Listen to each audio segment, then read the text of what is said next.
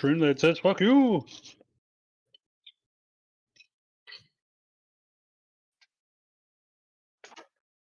And why aren't we using that?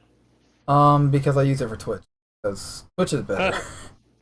In terms of streaming, Twitch is better than YouTube. Like as a platform for live stream stuff. We've just been deplatformed. But anyway, yeah. So welcome to episode 9 of Insert Name Here. I seriously need to get like a robot voice for that. You know? Insert Name Here. But yeah, so the Chagim are over. The Jewish holidays are over. We're back full time, baby. Tomorrow will be a massive Star Citizen episode. Theoretically. What was that? Theoretically. I most of the stuff we're going to be talking about is theoretical anyway. We're going to be talking about the medical stuff, but that's tomorrow. Today we're going to be talking about the pretty much all the comic book stuff that's going on.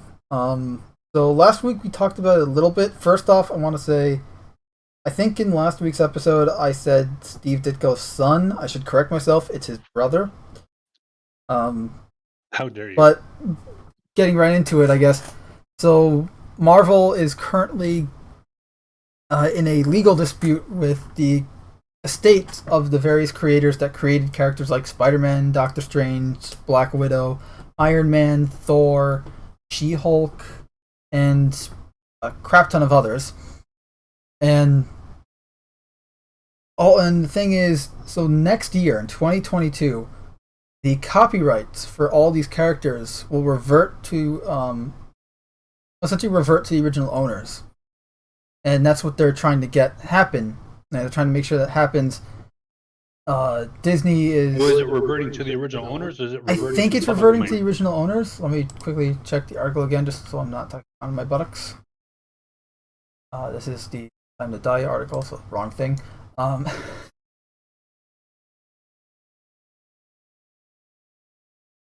pretty much, it'll be 60 years, and the copyright reverts back.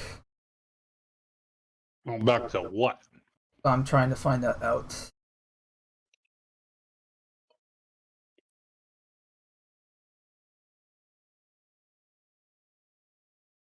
So, basic rule.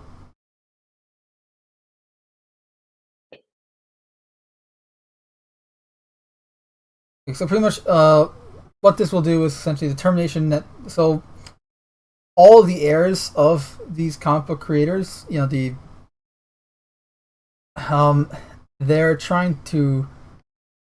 They're terminating the Marvel's copyright so that essentially it'll make it effective any time during a 5-year window beginning 35 years after the execution of the grant, being 1962 for pretty much, or 1963 for many of these characters. In the case of Doctor Strange and Spider-Man, it would be 62. In the case of Iron Man, it would be 63, which means that in 2022 or 2023, the copyright is eligible for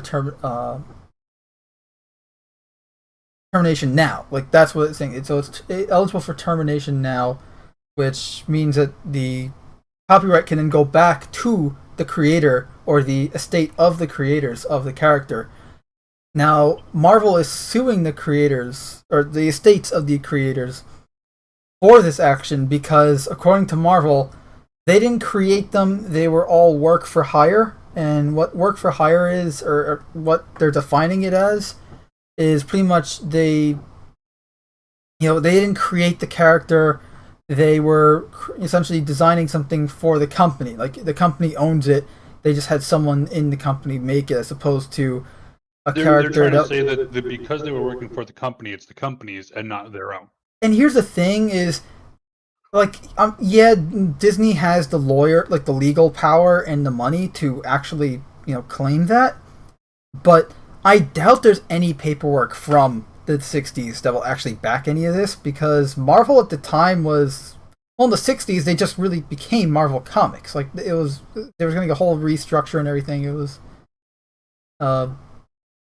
Marvel was kind of what brought comics back to life and kind of rejuvenated it, which is what we'll talk about more about that later, but pretty much... actually, I'll talk about it now. In the 50s, after World War II, from 45 to 50, really till 1960, comics were pretty much dead. Similar to what you see now. Like, they still existed, but no one bought them. They were kind of a dead market. And then the 60s brought them back, with Marvel specifically, but and the Adam West TV show for Batman in the 66. So, like, the 60s brought comic books back, and then they've been going strong until, I would say, the 90s. 2000s brought them back in the form of live-action franchises, but the comics themselves have kind of been dying, really. Well, I mean, given the way the industry and that's nowadays. In large part because of how the industry handles it. But now with Marvel at risk of, like, whether they lose it or not is irrelevant. They are currently at risk of losing the copyrights to characters like Doctor Strange, Spider-Man, and we can go on.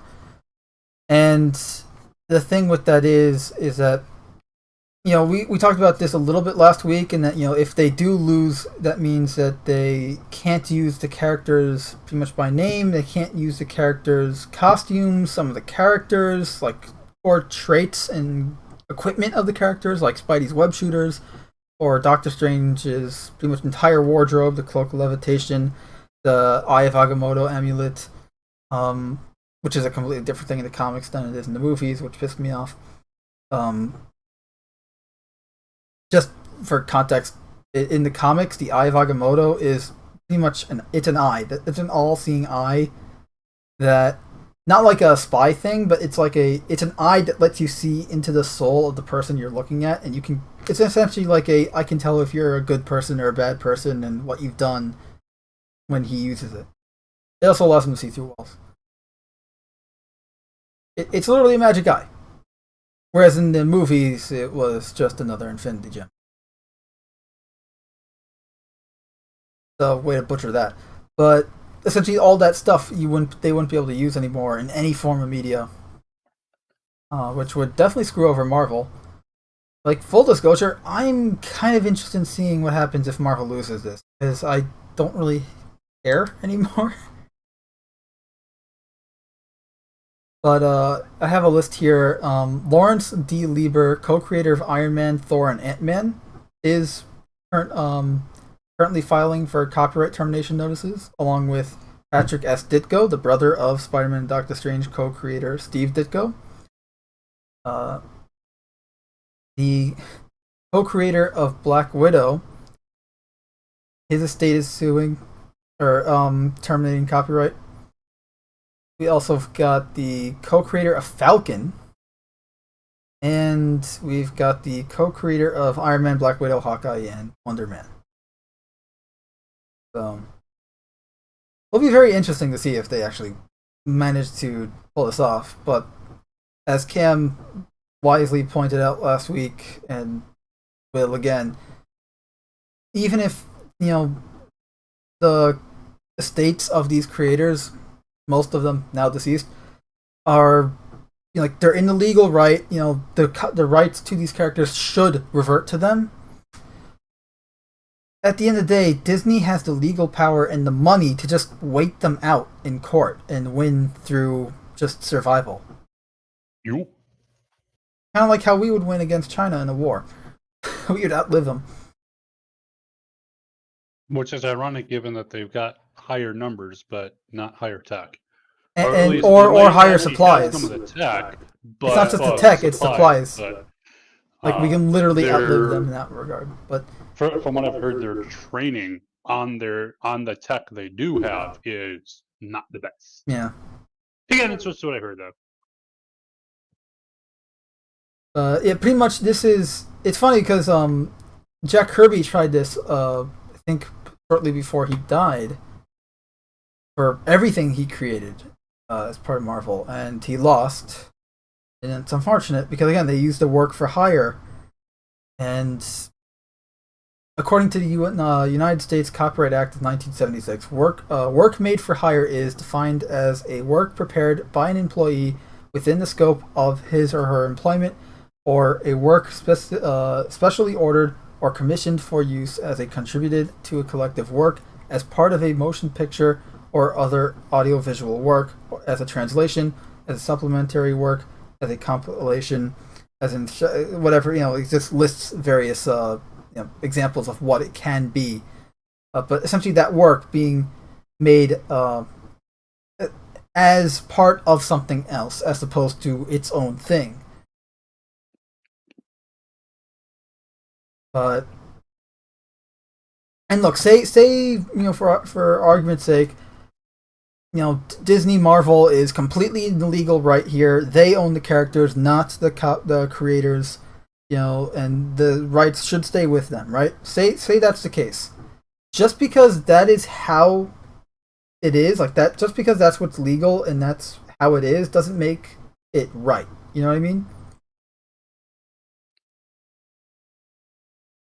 Because I feel like if you created something like that, and that's the scary part of being a creator in general, whether it's an artist or a musician, is that you really don't, when do you know if you truly own what you made?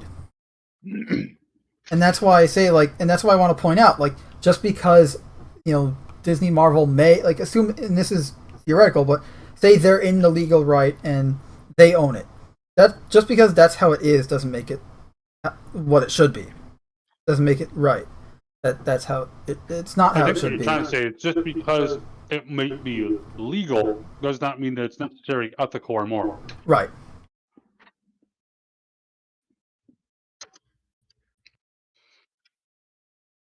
And it's a shame too, because some of these, I don't think anyone currently working at Marvel could create anything even close to. Actually, no, I know for a fact they can't, because they've tried to create characters that are even remotely close to the originals.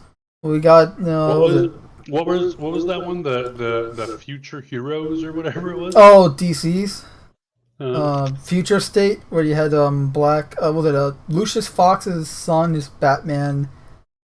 I don't even know who Wonder Woman was. I'm talking it was some Latino Safe Space person. Whatever, Wonder Woman to the future, despite Wonder Woman herself being immortal and not aging and all that. Okay, it's a different person, whatever, Wonder Woman's doing her own thing, fine. But, Batman being Lucius Fox's son as opposed to, Dick Grayson, Damian Wayne, Drake, name a person in the Bat family. Yeah, really. And, but I'm talking the guys. I think it was Marvel that was making them. It was Safe Space. You had that guy. The New Warriors. Gas. Yeah, the new Warriors. So the New Warriors came out when in the 90s, and they were actually cool. I remember I always loved freaking Night Thrasher, despite his silly name, which. I have a Spidey comic where Night Thrasher's in it, along with some of the other New Warriors, and it's Night Thrasher, Spidey, and the Punisher, and Spidey at one point goes, "Great, I'm teaming up with a guy that sounds like he has a fetish, and another one that has bad dreams." Night Thrasher, the Punisher. But I mean, look, despite their silly names, Night Thrasher is a cool design and actually has an interesting story. And then you have Safe Space and Trailblazer and Snowflake and they all got canceled, if I remember right. Yeah, they've never saw the light of day again. Which remember the internet? Remember the internet gas kid? Yeah. It's just fucking. What fucking person sat there? The dog kibble guy. This was a good idea. The Daniel Kibblesmith. I call him Dog Kibbles because his name starts with a D and his last name literally has kibbles in it. Dog Kibble. Does the fact that someone thought up these characters, hey, what if No, it's not that they thought up the characters, because the characters as a joke, right? Like if one of us made those type of characters making fun of something, then it would be funny. Oh yeah, but these were supposed to be serious characters, taken in a serious light. These are going to be new official characters of Marvel, and this is a serious thing. We're not talking about a joke that's being put on for laughs. This isn't like this isn't a Robot Chicken skit or something like that, or an SNL skit. This is real. Of course, like that's why everyone was critiquing it, rightfully so. Whereas if it were a Robot Chicken or SNL skit, it would have been hilarious. Would have been awesome. You're making fun of the current political environment as well as the current state of the comic book industry. And the reason we're going so off topic with this is because it's relevant, and that's because this is exactly why I'm not exactly worried about Marvel losing or winning or losing. Because either way, it's not like we're gonna, regardless of what happens with this, lose. Yeah, either way, we still lose. That's the bottom line of this. And I've heard people, like I was telling you before stream, I've heard people say that, oh, the co-creators, the estates of these creators, they're just doing it, like they were saying that they rather have Disney keep them because they know what they're doing. I'm quoting some people here. They know what they're doing, and they care about the characters, which I think is a load of shit. Disney clearly doesn't care about them, otherwise they wouldn't change them so much. Whatever. But and saying how like the creators' estates wouldn't be able to do the job that Disney's doing. Which, to be fair, that's not wrong, just not in the way they meant. But honestly, I think the reasoning for this is just the estates, like the whether it's the children or the siblings or even the parents or whatever, the relatives of these creators, I think just want their cut. I think that's all what this is about, at the end of the day. And to be fair, why shouldn't they get their cut? You know what I mean? Like, and we're talking about all these creators we're talking about are no longer with us. Steve Ditko died in I think September or October of 2018, just before like a month or two before Stan Lee died. Hell, Stan Lee when he was alive was mistreated by Disney, and Marvel even before they was purchased by Disney. The first Spider-Man movie, he got nothing. He had a cameo, and he got paid for that, but he did not see anything for the film of a character he created. Until he sued them, and then got paid. But like when Disney took over, his treatment got a whole lot worse, and it was mostly his cameos that paid for everything.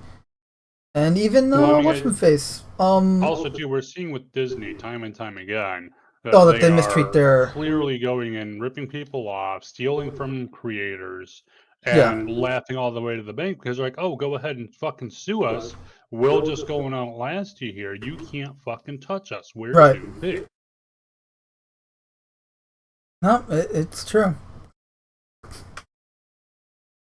And honestly, that's rather terrifying too, because it's like we should be having the government going and stepping in when you have these companies that got too big to fail, a la Bell and all that kind of shit. Bell Telecommunication Company for those who haven't brushed up on history. But where the government should be stepping in, they just ignore it because they're like, oh, well, the companies are giving us a cut, so we don't give a fuck.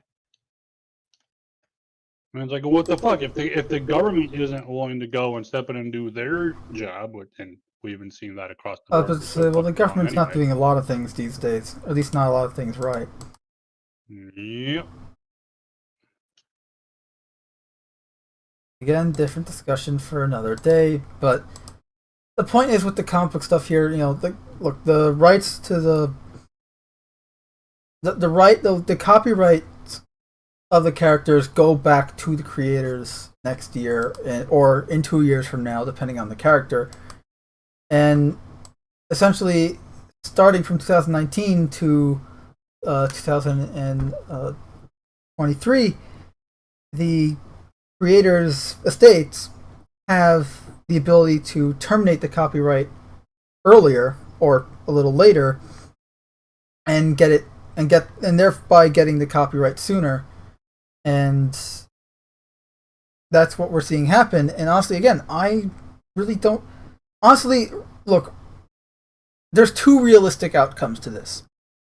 Realistic outcome one is obviously nothing happens, Disney wins, they keep the copyrights, nothing changes. Or the only change is they clamp down harder on the stuff that they have acquired. Realistic outcome two is that the copyright goes back to the creators, or to the estate of the creators, and then they just license it out. Like Disney license it from them. Like Disney has to pay the creators, the families, to use these characters. So essentially nothing changes except for how Disney uses these characters. Or the reasoning for how they're able to use characters. But either way you look at it, nothing really is going to be changing. At least I don't think so. And as we covered I think like a month or two ago, remember the creator of the Winter Soldier, who had a cameo in Captain America: The Winter Soldier? He didn't get paid for that movie or any of the revenue or anything. He got paid for his cameo in the movie, and that's it. Like, as Cam said, like Disney is well known and willing to completely just screw over creators and pretty much anyone that works for them. Hell, they screwed over Scarlett Johansson with the Black Widow box office revenue. Although they finally settled, but point being is they still screwed her over and breached their contract.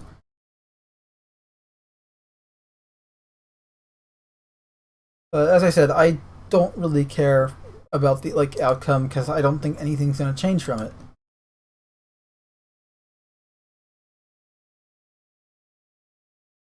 And again, Jack Kirby tried this. Even what's-him-face, Joe Shuster and Jason Segel? But Segel and Shuster, the creators of Superman, did this back in, I think, 40 years ago now, and they lost too. And that was to DC.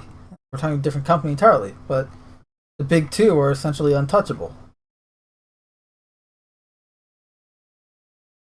And according to a report here, if unsuccessful in their efforts to define the contributions of the above characters as work for hire, Marvel would inevitably be forced to share some of the profits derived from said characters with their respective creators, or the estates of the creators. It doesn't say that, but it should. If they wish to continue using most of their first-string lineup of heroes, Spider-Man, Iron Man, etc.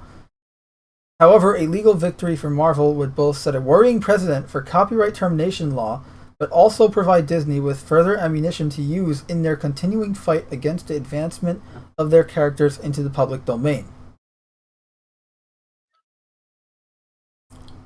Either way you look at it, it's kind of a bad thing. Like, honestly, the only good thing is if the creators' estates win, it's still, in the grand scheme, it'll be a minor win, but it's still a win nonetheless, like, it'd be like the equivalent of a mosquito biting a human being.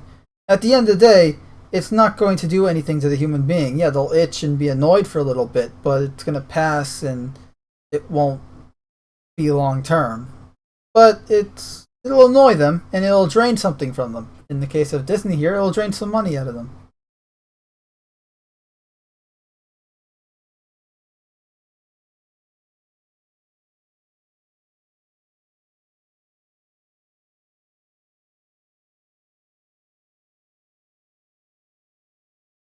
And the U.S. Copyright Office adds that the termination provisions are intended to protect authors and their heirs against unremunerative agreements by giving them the opportunity to share in the later economic successes of their works by allowing authors or their heirs during particular periods of time long after the original grant. Pretty much exactly everything we already said. So pretty much, yeah, it's... Honestly, yeah, either way, whatever happens here, we, the customers, we, the fans, we, the people that actually care about all this shit, are going to lose. Because nothing's really going to change. The only thing that changes is either how much power Disney acquires from this, or how Disney then has to use these characters. Like, I don't know if you guys know, this company Iron Chef? Kind of. So there's a barbecue sauce manufacturer who link Iron Chef sauces. They don't own the name Iron Chef. They license it from a Japanese company that that created the name. So, it's essentially going to be something like that. Like, that's what Marvel and DC would have, and Disney would have to do in order to use characters like Spider-Man and Doctor Strange. Like, they can still do the same thing that they're doing right now. Like, nothing would change in that regard. It's just now they have to pay the creators' estates in order to use.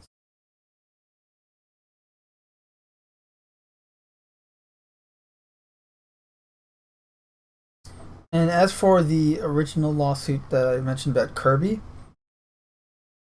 Kirby tried to terminate Marvel's copyrights over his various over the Fantastic Four, the Hulk, Spider-Man, Thor, and the X-Men, which in 2013 the Second Circuit Court of Appeals determined held no water since Kirby had created the characters as a work made for hire. Which is what Marvel's trying to do here, again. By the way, Kirby died in 1994. A little late there. This thing can drag out for years, by the way.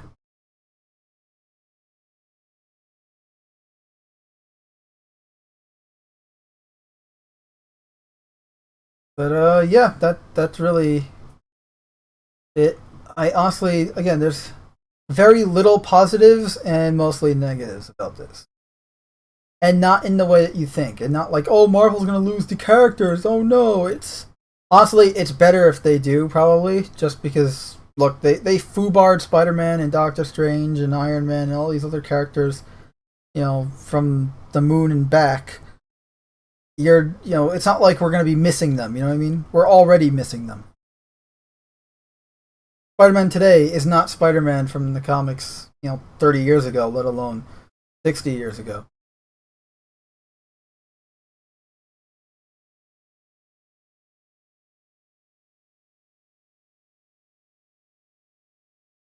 Yep, that's pretty much it for this story.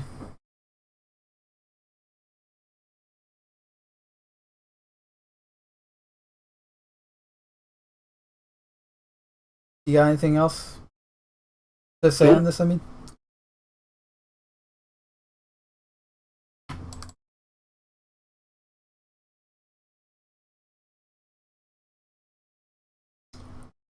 well, then we can move on to the next topic. There's another one? Oh, no. Well, first off, did you see No Time to Die yet, or no? Or I shouldn't say yet, but have you seen it at all? Nope. Yeah, neither have I. So then we can just skip that entirely. Anyone who was expecting, I'm going to say this right now, anyone who was expecting a No Time to Die review, you're going to be sorely disappointed. So moving right along.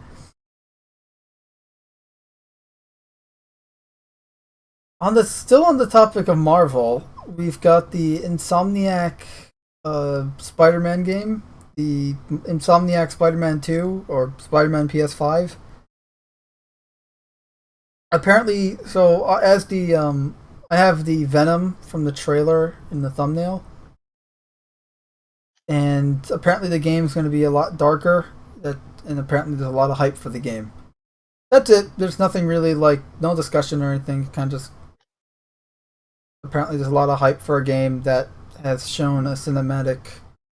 Granted, the first game actually was it's a solid game. I mean, maybe not solid, but it's a decent game. The story isn't great. The gameplay overhyped, but it's not a bad game by any stretch. It's a good game. It's not. There are better Spider-Man games out there. That's what I'm trying to say.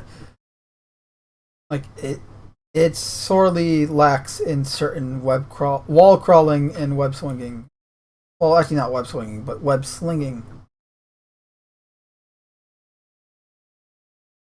Like, there's not nearly enough web related attacks in the game. I felt combat was very basic, and there was very little to no wall crawling at all, and scripted sections don't.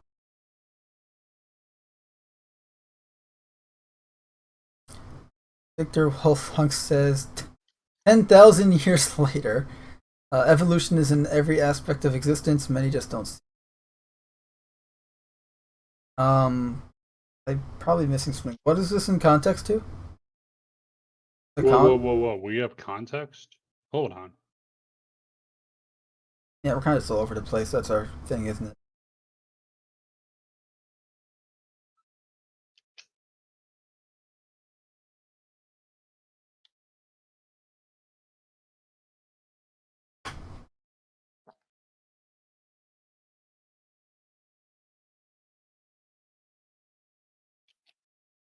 Hold on. Topics here. Discord. Over. Sorry about that. Not fun. Okay, so Insomniac. Oh, that's right, Injustice. The trailer for Injustice animated movie, I think it is, released officially. Like, it leaked, I want to say, like 3 months ago. How dare it? But now we have a actual trailer. It's not great. Like, I saw the original leaked trailer, and it's pretty much the same exact thing. So if you've seen the leaked trailer, you've seen this. Not.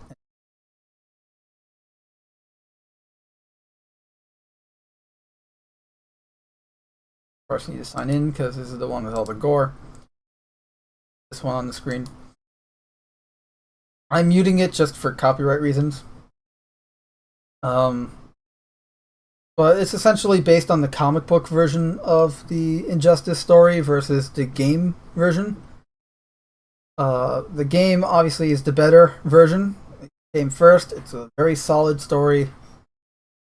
The comic book is, well, it falls prey to the same failings that the Marvel Civil War comic book had. Like, the reason why I liked the Injustice video game story was it was Marvel Civil War done right. Whereas the what do you mean right, huh? Well, as in not left. Anyway, when you have whereas the comic book version of Injustice was pretty much just, it had all the same problems as Civil War, the comic book Civil War from Marvel. Where it's over convoluted, it was stretched out way too long, it was a mess. And I get it, they were trying to do like all 5 years between, Superman killing the Joker and then becoming a, evil dictator and all that. But just the game managed to make it so much more compelling and summed it up in like 2 sentences in what was like a year and a half worth of comic books. I guess what I'm saying is less is more sometimes, and more is not. More is less.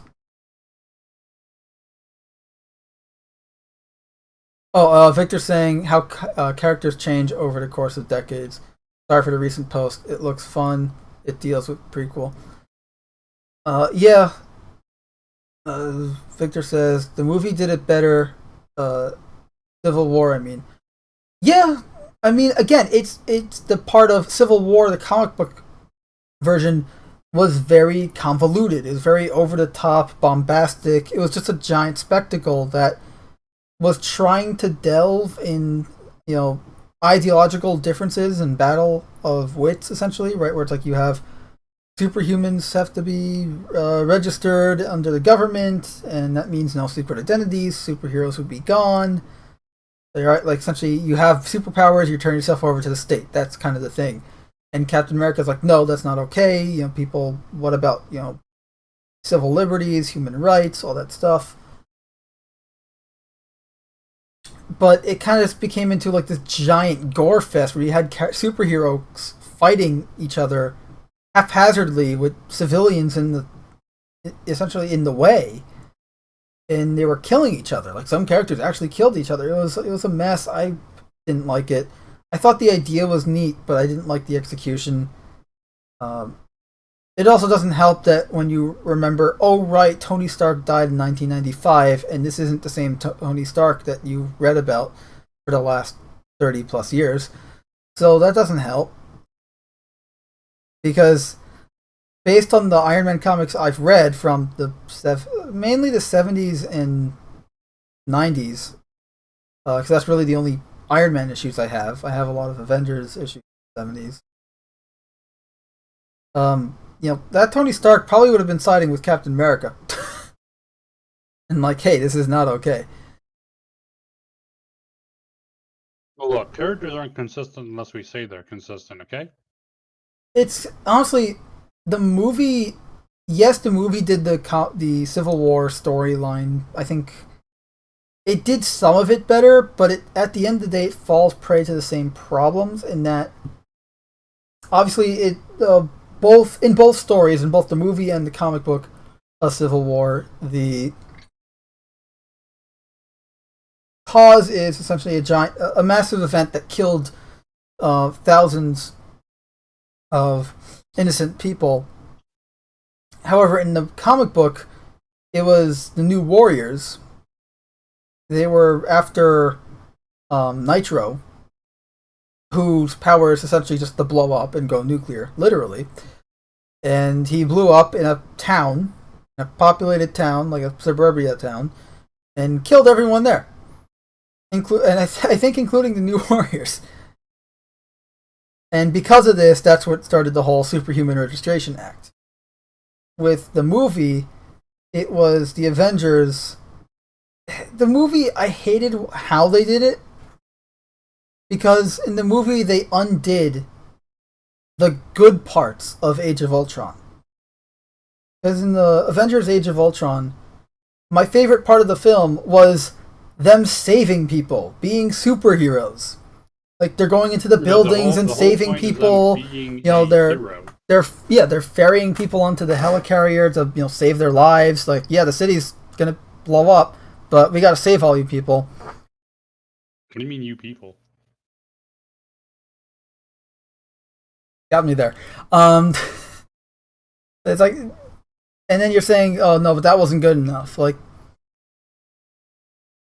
now I can understand where it's like, okay, Tony, you need a thing because he did create an artificial intelligence that tried to destroy the entire world, or at the very least, destroy all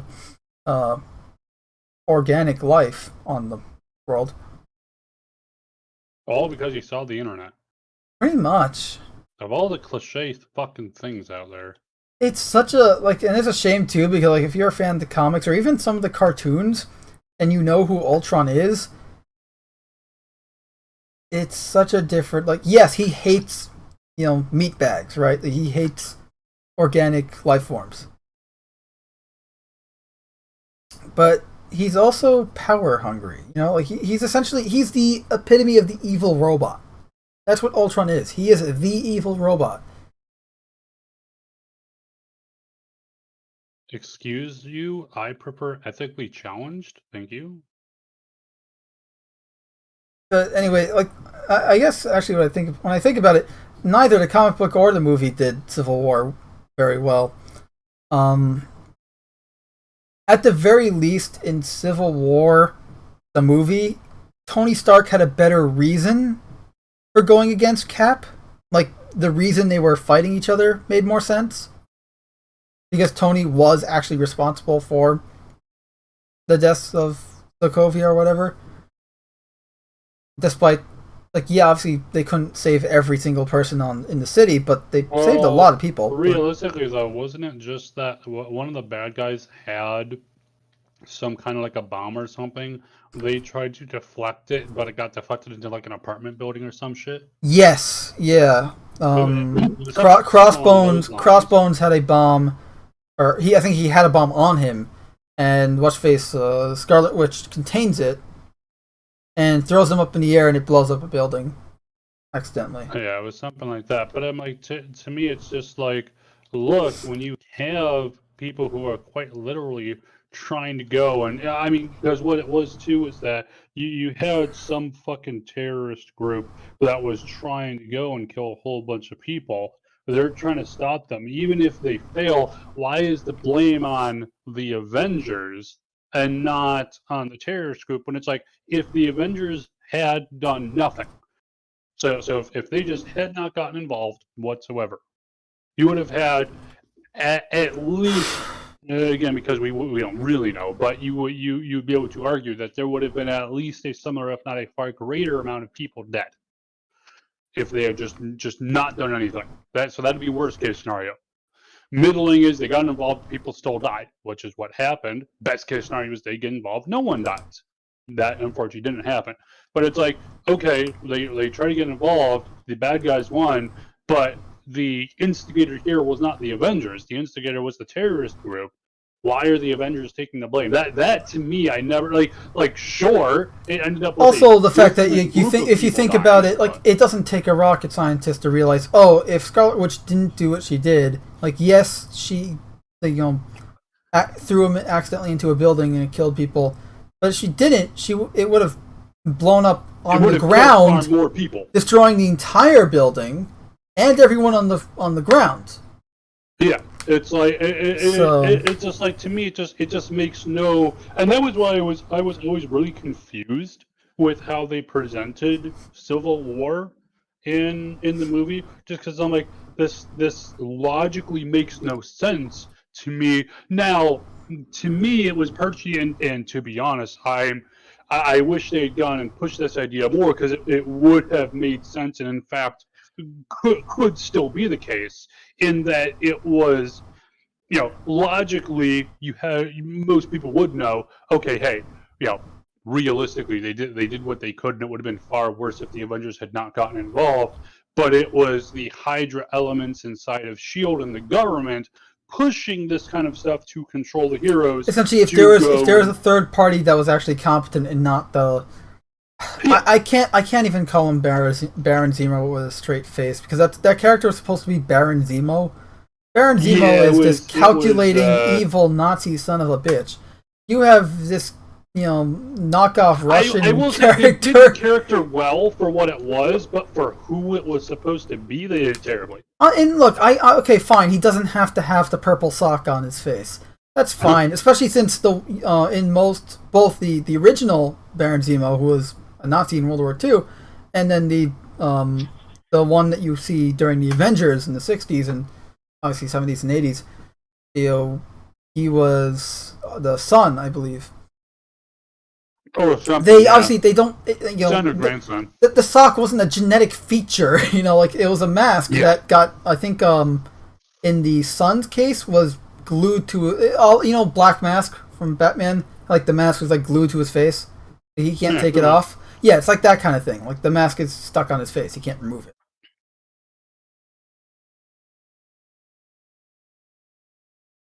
Also, I have on screen the video game, which tells the Injustice story so much better. I guess, at the end of the day, if it ain't broke, don't fix.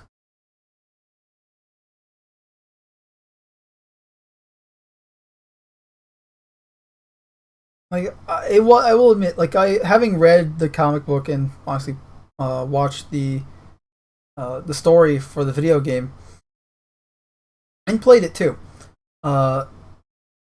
it is cool to actually see the actual event of Superman, and the Joker, gassing him, making him think that he's fighting Doomsday when it's actually Lois, and the pregnant Lois, and that and all that. Like, it was cool to see that, but everything after that, everything after he kills the Joker, is just so unnecessary. Like, the entire comic book to me is unnecessary. I know a lot of people love it, and that's great. Like, you love it, good for you. You go. Not like, however, go leave. Like, you go, do you, that's great, awesome. I just don't like it, and I felt that it was unnecessary, because everything that you see there was able to be told in the video game in a single thing of dialogue. And it was done better in a single thing of dialogue versus thousands of issues of just convoluted mess. Magical beings and this and that and the Green Lantern Corps or whatever. There's also a lot of canonical errors between the comics and the game.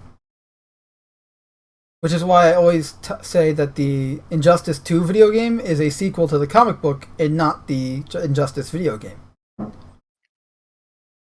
Because the two games have canon inconsistencies, let alone the comics in the game.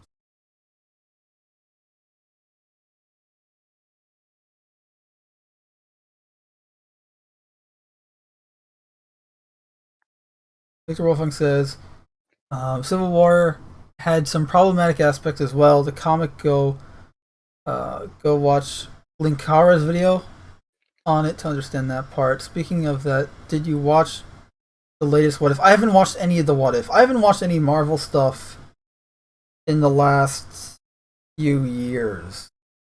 When was 2019? No, not even. The last thing I saw was Infinity War, and I didn't even watch that in full. I've seen bits and pieces. I haven't watched the Marvel thing in years, or any new Marvel things. I've rewatched some of the Spider-Man movies, mainly Spider-Man 1 and 2. Only Spider-Man 1. Really, the only Marvel movies that I watched consistently. That and Blade. Blade 1 and 2 are very good films. 3, take it or leave it.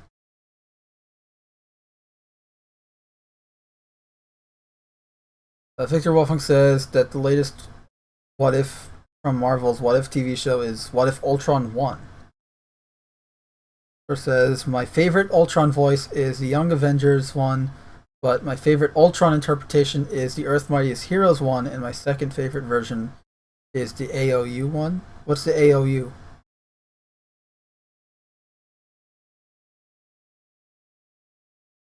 I'm just not familiar with the acronym. I'm sure like someone will say what the acronym is, and it'll click in my brain. But with someone who's bad at English. No, honestly, my favorite Ultron is the one from Secret Wars, the original 1984 Secret Wars. Mainly because the first thing all the villains are in this one little base, right? Like the Beyonder, this extra dimensional being, comes into our dimension, plucks. Oh, Age of Ultron. Okay, the movie. I assume the movie version, not the comic book version. Yeah, okay. I didn't like the movie version at all. Thank you, Parrothead. Hey, Parrothead. But yeah, the Ultron in Secret Wars, pretty much the first thing he does, it's Doc Ock, Doctor Doom, Kang the Conqueror, the Molecular Man, the Wrecking Crew, the Absorbing Man, a few other villains, Galactus, and Ultron. And the first thing Ultron does when, they all come to and they're like, oh, where the hell are we? Oh, we're in a giant facility with other villains and some alien from another dimension is talking to us. The first thing Ultron does is try to kill Galactus. Why? Because he's a biological being and the most powerful being. He tries to absorb his power. You know what happens when he tries this? Galactus literally just points at him and just sucks the energy. Literally sucks the energy out of Ultron, and Ultron's adamantium shell just drops onto the floor dead. Like dead or shut down? Dead. Well, I mean, same thing. He's a robot. Yeah, but I'm talking was he knocked out? Well, he was dead. Doctor Doom had to later, effectively, I guess you could say, revive him, but essentially rebuild to become his personal bodyguard because he reprogrammed him in the process. It's okay though because at one point, because later on in the series, Ultron becomes Doctor Doom's bodyguard. You have Cap and Human Torch trying to take on Doctor Doom, and they have to face off against Ultron. And they have the Human Torch go full supernova because he has the ability to essentially emit supernova levels of heat. Now that's a lot of heat. He can effectively destroy a planet if he was so inclined. And what he did was Ultron was still intact after this, but his insides were not. Because insides are important. Because Ultron's chassis is made of adamantium, as is Cap's shield and Wolverine. So, like Cap was hiding behind his shield the entire time, and Ultron just got melted inside out. Cap is completely fine behind his shield, and Johnny's just like, "Oh, I'm tired." I missed the 80s. The storytelling. Parrothead says, James Spader did a good job voicing Ultron. I don't know. Again, I want Ultron to be more robotic. Like, the only emotion he should know is anger. I felt they tried to make Ultron a little too charismatic. I mean, any movie they're gonna do that. Yeah, but I mean, you watch Terminator, right? Like even T2, where the Terminator, like even like in Terminator 2, right, where Arnold, the T-800 is becoming more human, right, towards the end, like as the film goes on, he's more robotic than James Spader's Ultron, Age of Ultron. Yeah.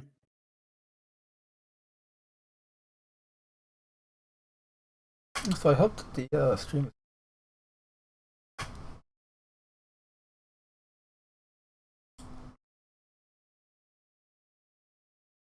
No, we're still good. Awesome. Are we still good?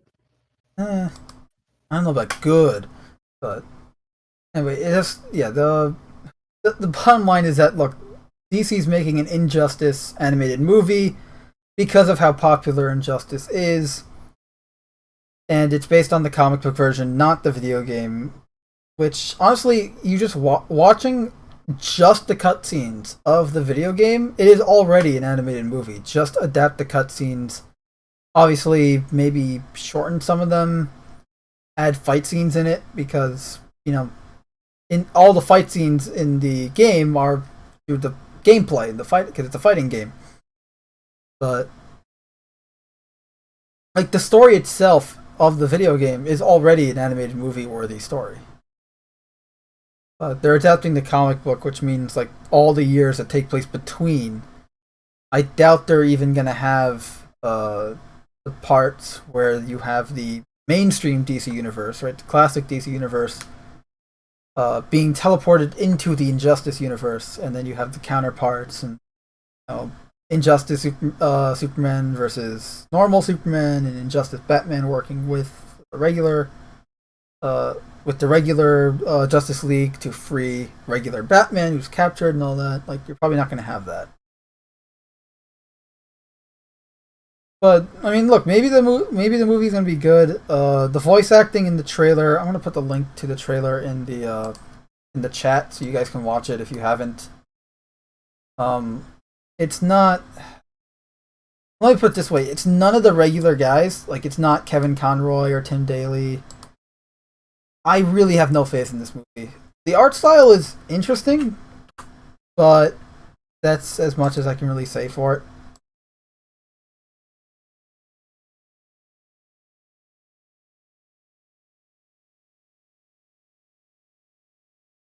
Then? And then? That's it. It's kind of just like the... Okay, that's it. That's it. The Injustice animated flick. It exists. It's going to come out at some point.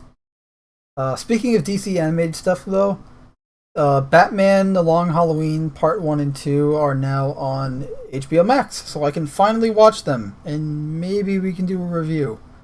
How dare you? But that requires Cam to watch it, too. Never. But it's Batman. And it's Halloween. Well, not right now, but it will be. You can watch it on Halloween. Will it be Halloween? How do we know? I mean, unless there suddenly became 30 days in October instead of 31. We know. Surprise, motherfucker. No.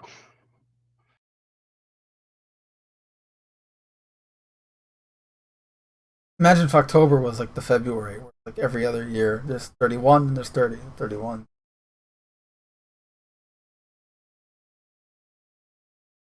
But yeah, that's pretty much that.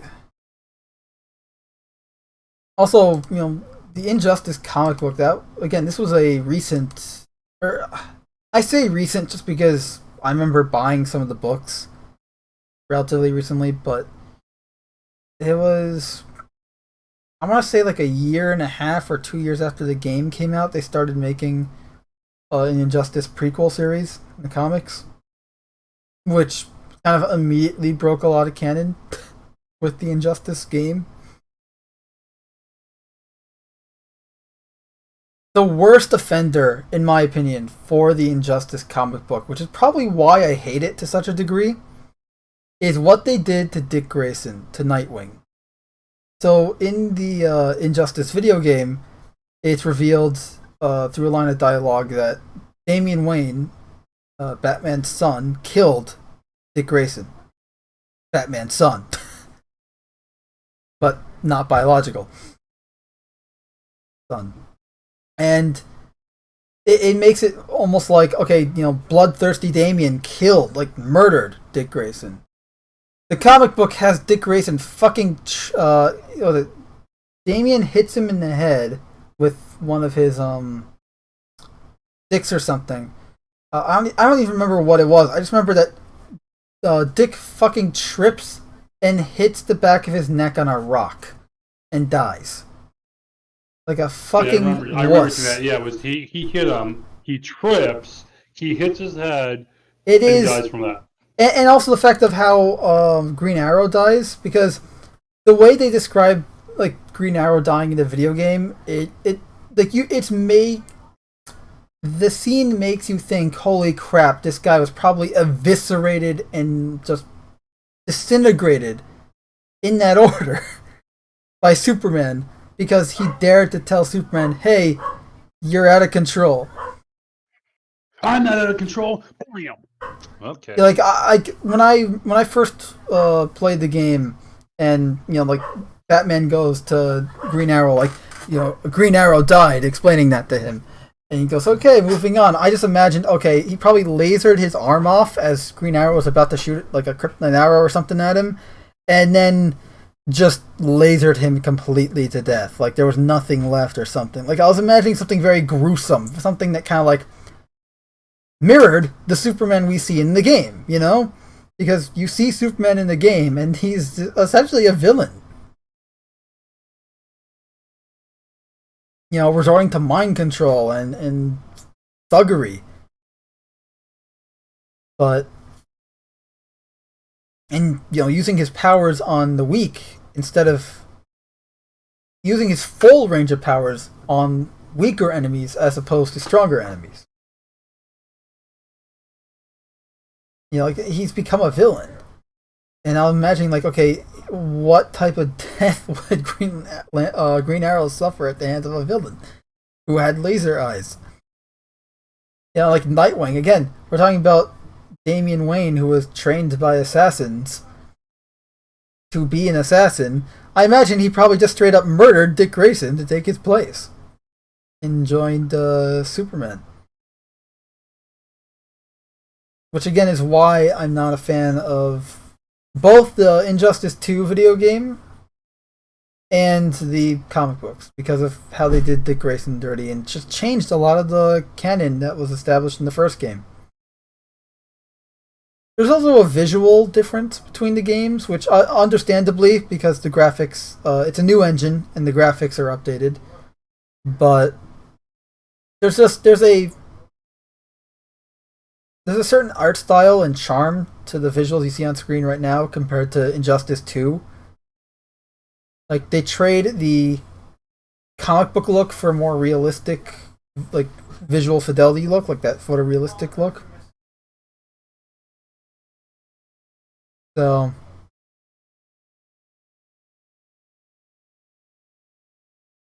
but at the end of the day, these are kind of just pretty much my nitpicks over the Injustice game, Injustice 2 game, and the Injustice comic book, and now the animated movie that's coming up. So, What do I know? What do Victor you- Victor Wolfunk says, "Yeah, instant death. It was lame. A punch from a bloodthirsty soup should have all of your guts and skeleton be flying out of your back as a cloud of shrapnel. Well, as a cloud of red mist with bone shrapnel. Yes. Actually, no, it depends on where he punches you. If he's punching you in the chest, absolutely. Your entire rib cage has now become a fragmentation grenade of bone fragment. And instead of throw a grenade into the ground and you have dirt flying in the air, that dirt would be replaced with a red mist and of goo and gore.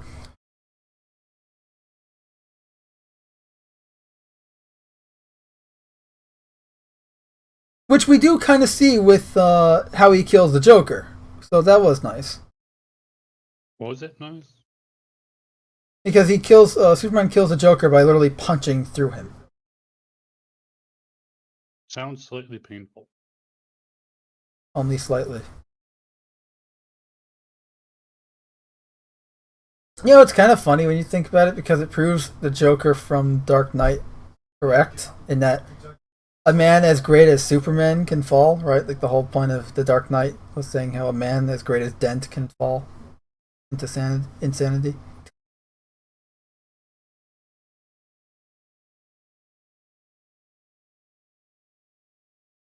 When you think about it, it's pretty incredible that a game made by the same guys that make Mortal Kombat managed to make one of the best DC stories ever told in the 21st century. One of the best. Not the best. But I'd say I definitely think it's up there. Wouldn't have been so popular if it wasn't.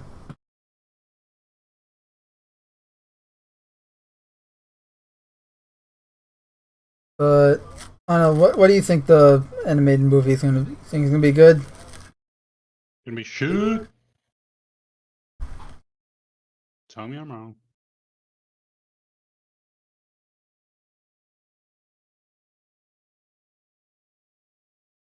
I mean, I guess if they're following the comic, like page for page, panel for panel, and all that, I don't have high hopes. If they're changing some things, then it might be good.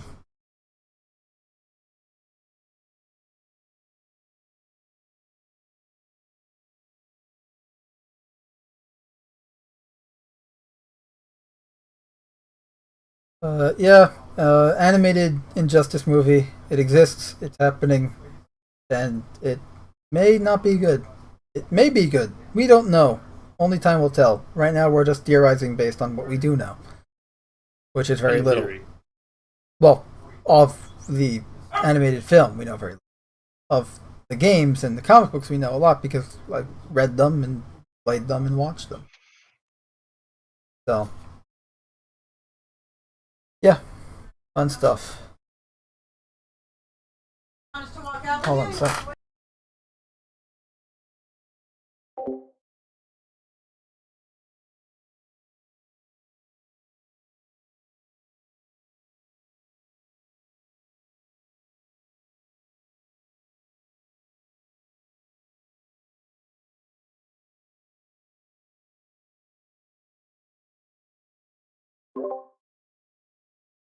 Sorry about that. But yeah, so moving on. I guess we can talk about something else. Anyone in the chat got a topic? Otherwise, we're just going to talk about China's really bad censorship in. I almost want to say mistreatment of gamers, but that just sounds conceited and a bit infantile.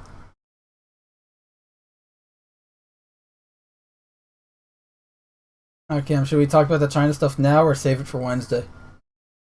Save it. Save it, Will. We can talk about the critic reviews for No Time to Die. They're all the same.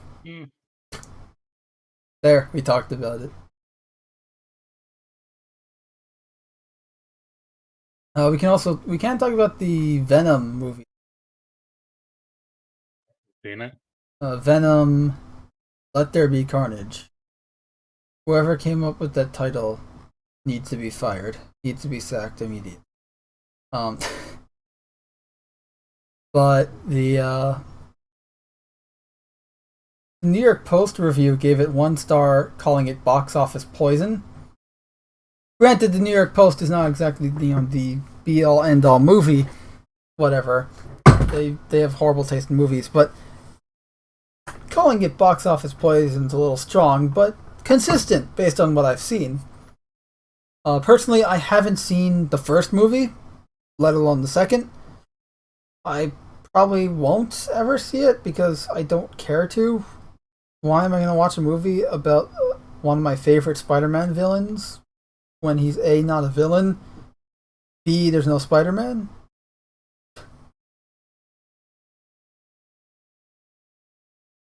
Anyway, Victor Wolfgang says, I must go, see ya. Alright, take care, man. Thanks for tuning in.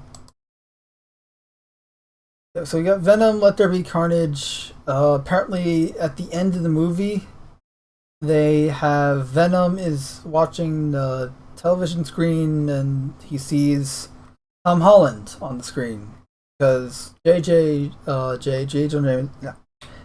Jameson is talking about Spider-Man, how Peter Parker is Spider-Man, and how he murdered Mysterio from the ending of the last Spider-Man film, and now they're tying the two universes together, and now you can have Spider-Man face off against Venom.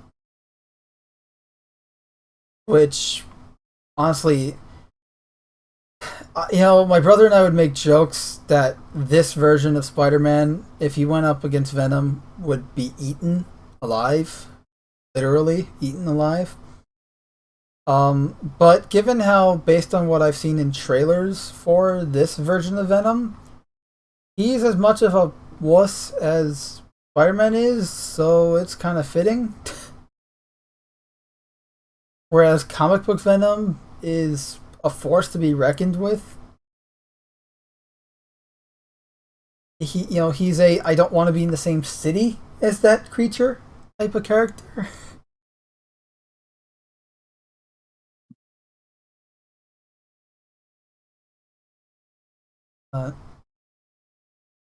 Essentially, after the Green Goblin died, the Norman Osborn Green Goblin died in the comics, Venom filled the role of the villain that knew Peter Parker was Spider-Man, which meant that he was not around 24/7 because then where's the drama of a villain that knows who the main character is? And now you're kind of turning him into a joke. You're going to have him face off against Spider-Man, who's been turned into a joke. The entire movie is going to be a joke. Mazel tov. Now you can kind of see why I don't care whether Disney wins or loses. Not going to change any of this.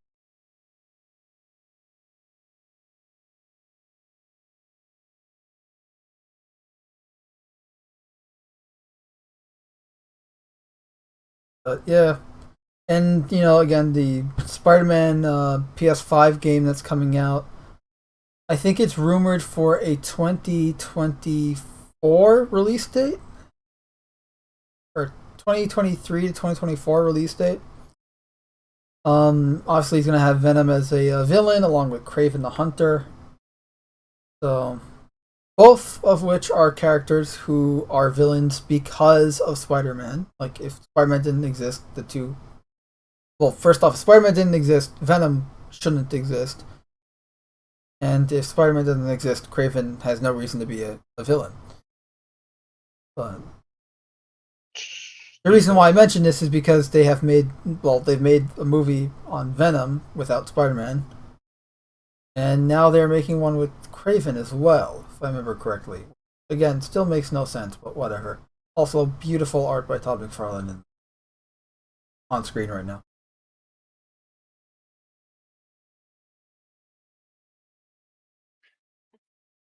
Yeah. So now Venom's in the MCU for those that care, and for those that don't, he's in the MCU. What do you want me to say? There's really no. I don't know. I'm not I don't care about any of this stuff anymore. I mean, for those who do care and watch us whatever reason you do, thank you. Why? But thank you. I figured, hey, look, if you're interested in this stuff, that's great. That's awesome. Have fun, enjoy, and we'll bring updates and stuff for you. But I'm just not as enthused. Hell, I spent, with alongside reading up on the whole legal battle that Disney Marvel, and the various creator estates is going on right now. I was rereading some Hulk comics I had, like classic 1967, 68, and 69 Stan Lee edited shrimp art Hulk comics, Incredible Hulk, and it's just like, damn, I want to see this into a movie. We're never going to get a good Hulk movie. The best we got, honestly, was the Incredible Hulk in 2008. I know a lot of people don't like that movie. I don't understand why. It's the most accurate Hulk we've gotten so far. It definitely is the best movie in regards of portraying Bruce Banner and the Hulk's duality.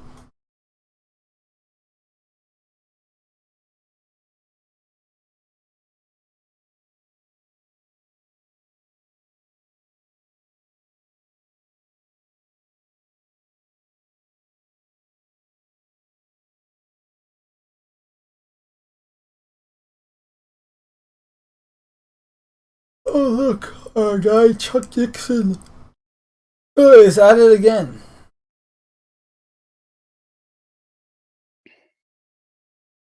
Well, for those who don't know, Chuck Dixon, we did 2 weeks ago we did a live stream about his remarks on Robin being bi, and then his thoughts on the comic book industry failing, which it's been doing so for the last 5+ years, actually for the last 7+ years. Again, comics have been in the dumps for a while.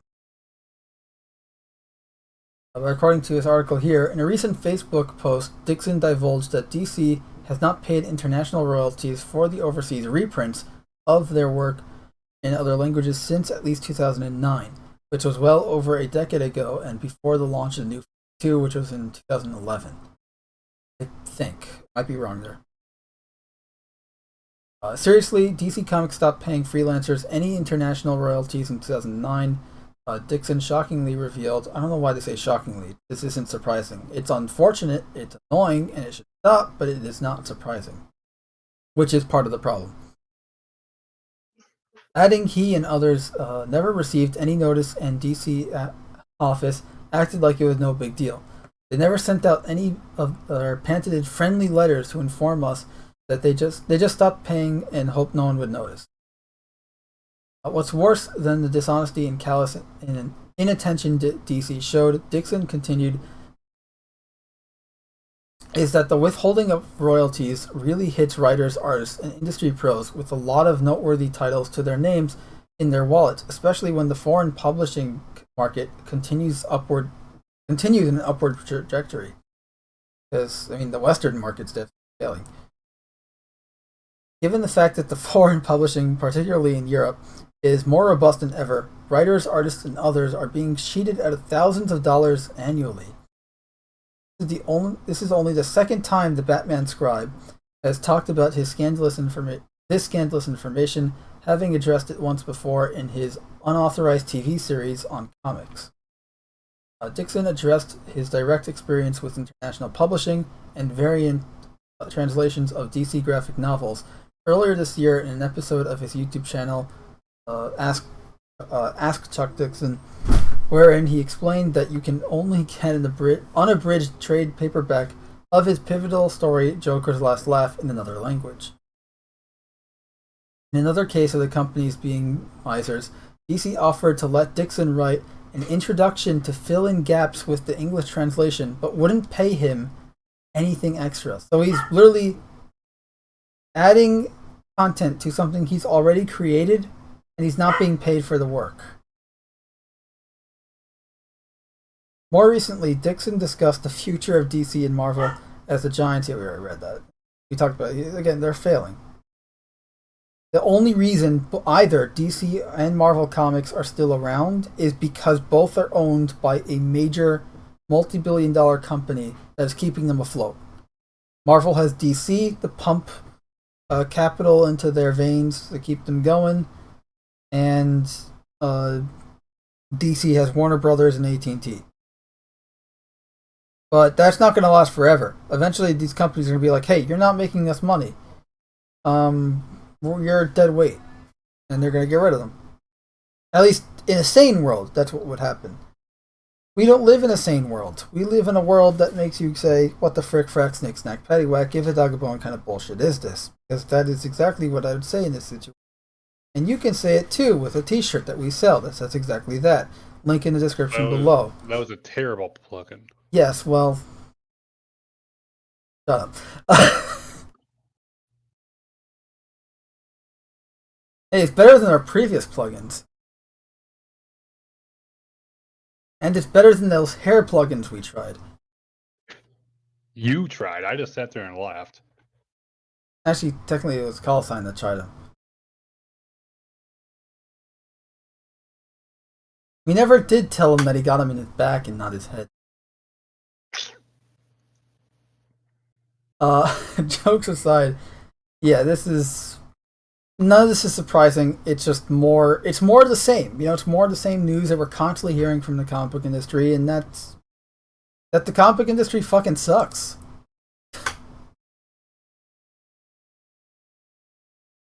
And apparently, this came out Saturday. No, Friday. Whatever, October 1st. That was Friday. Okay. Chuck Dixon reveals 2 of his top comic book recommendations. Oh, so this isn't... Alright. So, the creator of Bane, Chuck Dixon, recently revealed 2 of his top comic book recommendations. Dixon's recommendations came in the latest episode of his YouTube channel, Ask Chuck Dixon, as Mando stutters and slurs his words. And he's asked...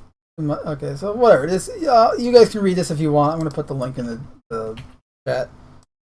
But, because it's not... It's just, you know, like, hey, here's some cool comics that you can look at. You know what? Maybe that we should do that. Let's talk about some positive comic book stuff, which doesn't exist. So we're just going to talk about comic books that we enjoy. But I don't read comic books. And we can talk about the animated stuff.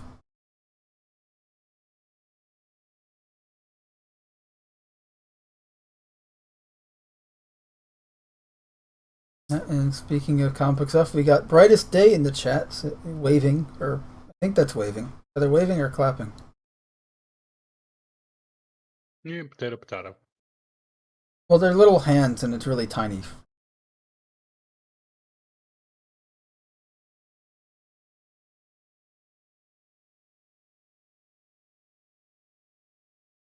Oh, apparently rumor has it that Marvel Studios is developing new Punisher series. And Moon Knight can cameo in it. For those who don't know or just forgot, they are doing a Moon Knight series as well as a She-Hulk series, as well as a Miss Marvel series. Which I'm going on a limb and saying that they're all going to be crap. How dare you? You're right, but how? Easily. I dare easily.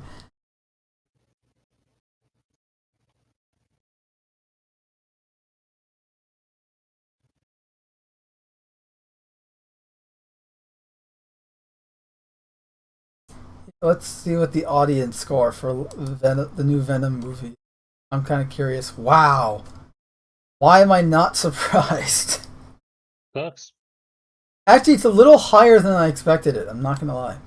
I was expecting something in the 40s, and this is 59%.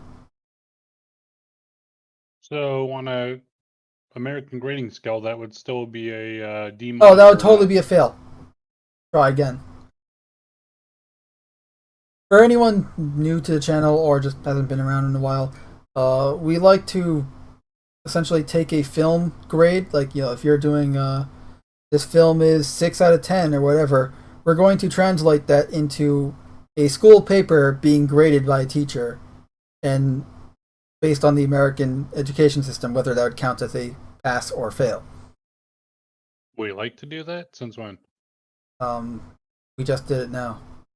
And we did Okay, it. We did it but before with. It sounded like you were saying this was a theme we had, and I'm like, wait, I don't remember no theme. We did it with. I think since King of the Monsters. Not King. Godzilla versus Kong. I think. I don't remember this being a standard though. No, I mean we make it in passing. I'm making it a thing now. Fuck it. I see. Why can't it be a thing? Because 2.5 stars out of 5. It was okay. I love Marvel and Venom, but didn't really care for it. I called the after credit scene was wasted. Perfect actor and villain was Carnage. A lot of movie. That's Sony for you.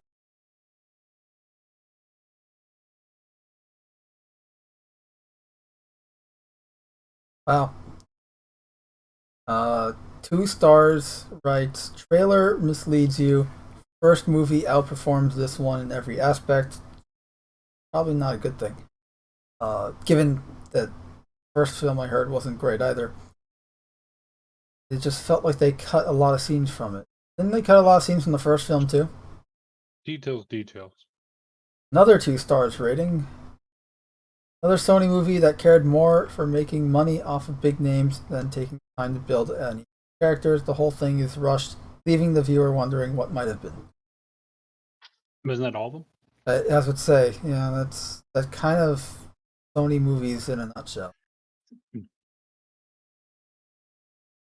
Yeah, I mean, there's really nothing to talk about here just because this is more the same. There's nothing interesting. It's kind of been there, done that. We've seen this. We all expected this. If you're surprised that this about any of this, cool. But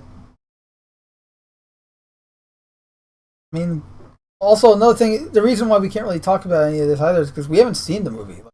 We can talk about these reviews and kind of like judge based on the reviews, but we can't judge the film itself without having seen it, and we're also just not that interested in seeing the film. It doesn't look good. And as I stated earlier, to me, Venom is, supposed to be Venom, like from the comics, with the white symbol, and he's Spider-Man's alien costume that went on to Eddie Brock, and they share a hatred for him, and like that's the whole character. It's literally the whole character.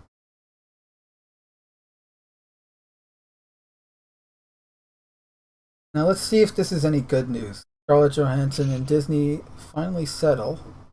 Legal battle between Scarlett Johansson and Disney over the latter's alleged breach of contract for the Black Widow, blah blah blah. They settled how? Don't ask questions. Terms of the deal were not disclosed. Oh, great. That's probably why they filed for private arbitration. Last we covered the story, that's what happened.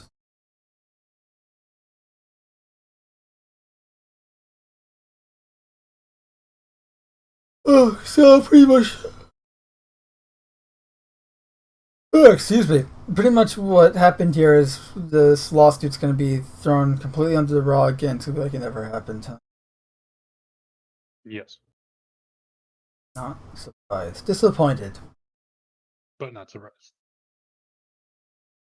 Johansson asserted that she was happy to resolve differences with Disney. I'm incredibly proud of the work we've done together over the years and have greatly enjoyed my creative relationship with the team. Look forward to continue our collaboration. Yeah, pretty much back to business as usual. Yes. A little disappointing.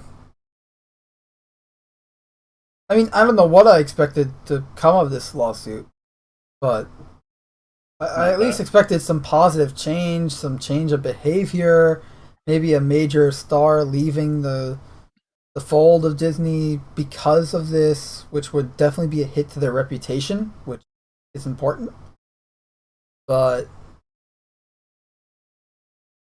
guess not.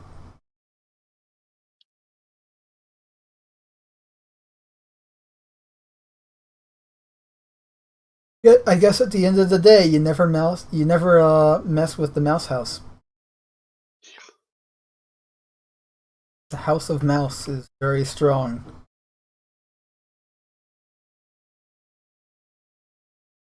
Too powerful to be let roaming free. It must be destroyed. Are you threatening it with a good time? If I had a pen in hand, yes. Right now I'm threatening it with words. Oh, no. Not those.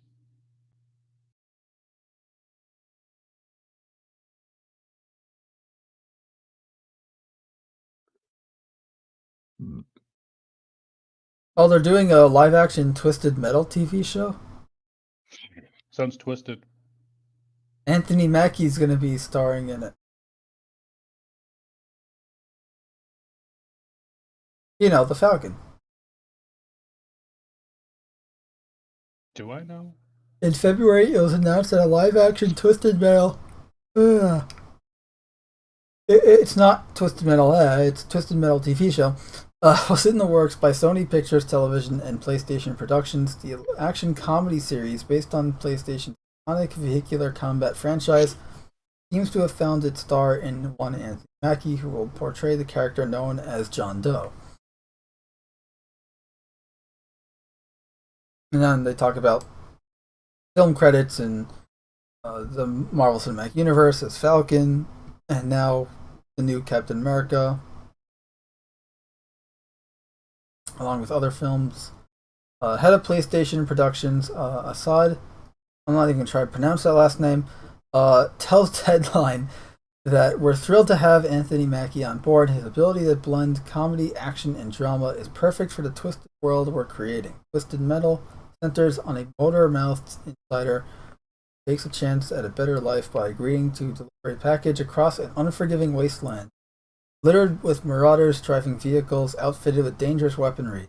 This character is joined by a trigger-happy car thief, and it sounded like Sweet Tooth will be one of the many maniacs this pair will have to contend with. Mackie's character is described as a smart-ass milkman with no memory of his past. His only wish is to find a community to call his own, and he has a chance to make that dream a reality by surviving the automotive carnage of... Sounds a lot like Mando. Being helmed by Deadpool writers Rhett Reese and Paul Wernick. Cobra Kai writer Michael Jonathan Smith will write and executive produce the show alongside Electric Avenue production company. Oh, cool. Yes. It's been a very uneventful episode. I apologize for that. I mean, they can sometimes be better than nothing. Yeah, well, also, I'm kind of running on for like the last 5.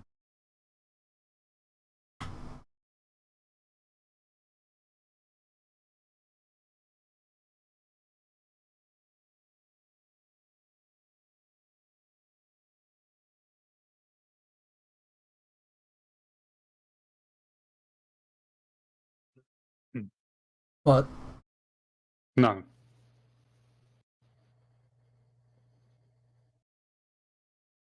Yeah, we got a Twisted Metal TV show Do we? in the works. You know what TV show, like a video game TV show that I'm actually interested in so far? Because there's a shit ton of video game TV shows that are in the works. The only one I actually care for is the freaking Fallout one. Mainly because we know the least about it. It's gonna be shit. It's gonna be Oh, shit. I'm sure it is. But because we know the least about it, it's currently the best one so far. And tell me Because we know all about the other ones and they all sound like crap. Just I feasibly in a realistic world, I feasibly cannot see any way at all that it could possibly be good. It would be very difficult, yeah. Just realistically speaking. Not to say there is a 0 chance that it could be good, but it is very slim. Well, remember, they said like a whack. They were calling it a total mind fuck. The writers. I apologize for the swearing in this episode. Usually we try to tone that down, but not this time. We'll probably try to tone it down tomorrow. They were saying that on the Fallout 4 thing? No, for Fallout, the TV show. The writers were saying that it's going to be like a total mind fuck. It's going to be wacky and funny and whatever like that. We talked about it on the previous... With the state of writing these days, yeah, I cannot feasibly see it being anything better than mediocre. And you're absolutely right in that regard. Because it's like you look at the quality of writing as a whole, and we've gone on record with saying, like the quality bar is dropped.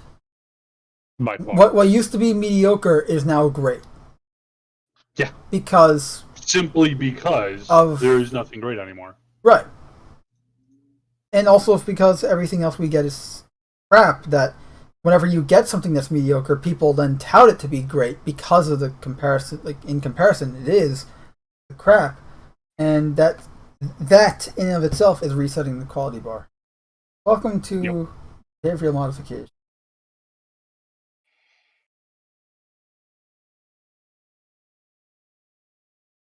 Like, I was watching anyone, whether in the comment section or in the chat right now, if you've watched Doom Patrol, raise your hands or say something. Okay, they're raising their hands. You can't see it, but I know. Raise your hands. I won't know, so okay. But anyway, I've been watching it, and it's a fun show, but it's a fun show. Like, it's not trying to be like, the best show ever or anything. But it's just, I can't help but notice a lot of flaws that it has. Like, characters will revert, like they'll learn their lesson and grow, but then they'll revert and have to relearn that lesson all over again for the sake of drama. Like, the show has 3 seasons. Granted, each season is like 13 episodes at best. I think 8 episodes for season 2. And it's kind of like, I'm kind of sick of Cyborg has to reconcile with his father after learning a new secret that his father was keeping from him. Like, it gets tiring. Like, you just want the characters to freaking learn the lesson, grow, and develop further, and then move on to a new problem instead of just rehashing the same thing over and over.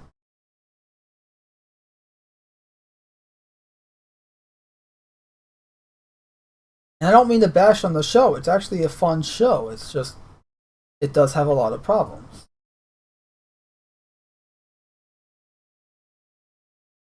Definitely, a lot of the show is mostly wacky, and that's where it's trying to get its audience for. Like, the first episode had a farting donkey that also was a dimensional doorway into a pocket dimension that makes no sense, and it's all just convoluted nonsense. Like, it's like goofy, silly, convoluted nonsense. It's actually funny and entertaining.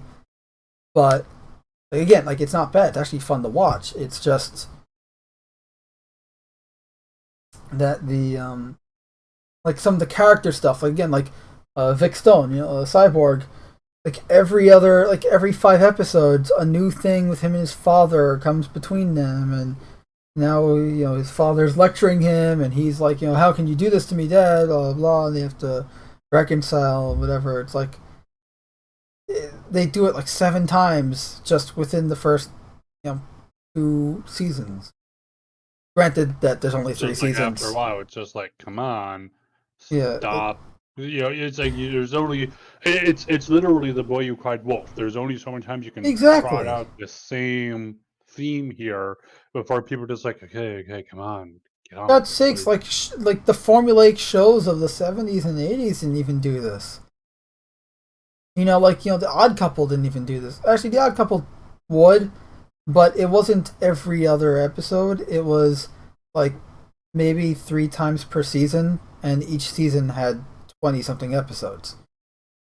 And what I mean by that is like Oscar, or not, either Oscar or Felix was both learning a lesson, and sometimes it was the same lesson, but it was always in a new way, not in the same drama and the same thing.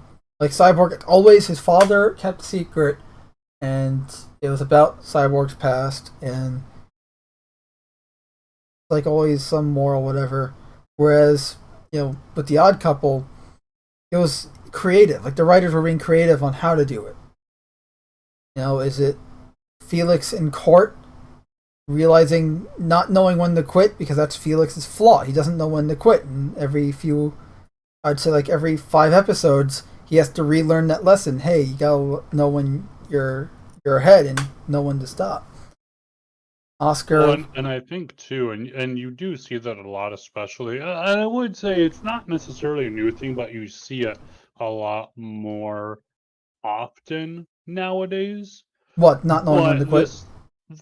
well, just the whole thing of like having to relearn lessons over and over and over and over and over and over and over and over, and it's like, just why?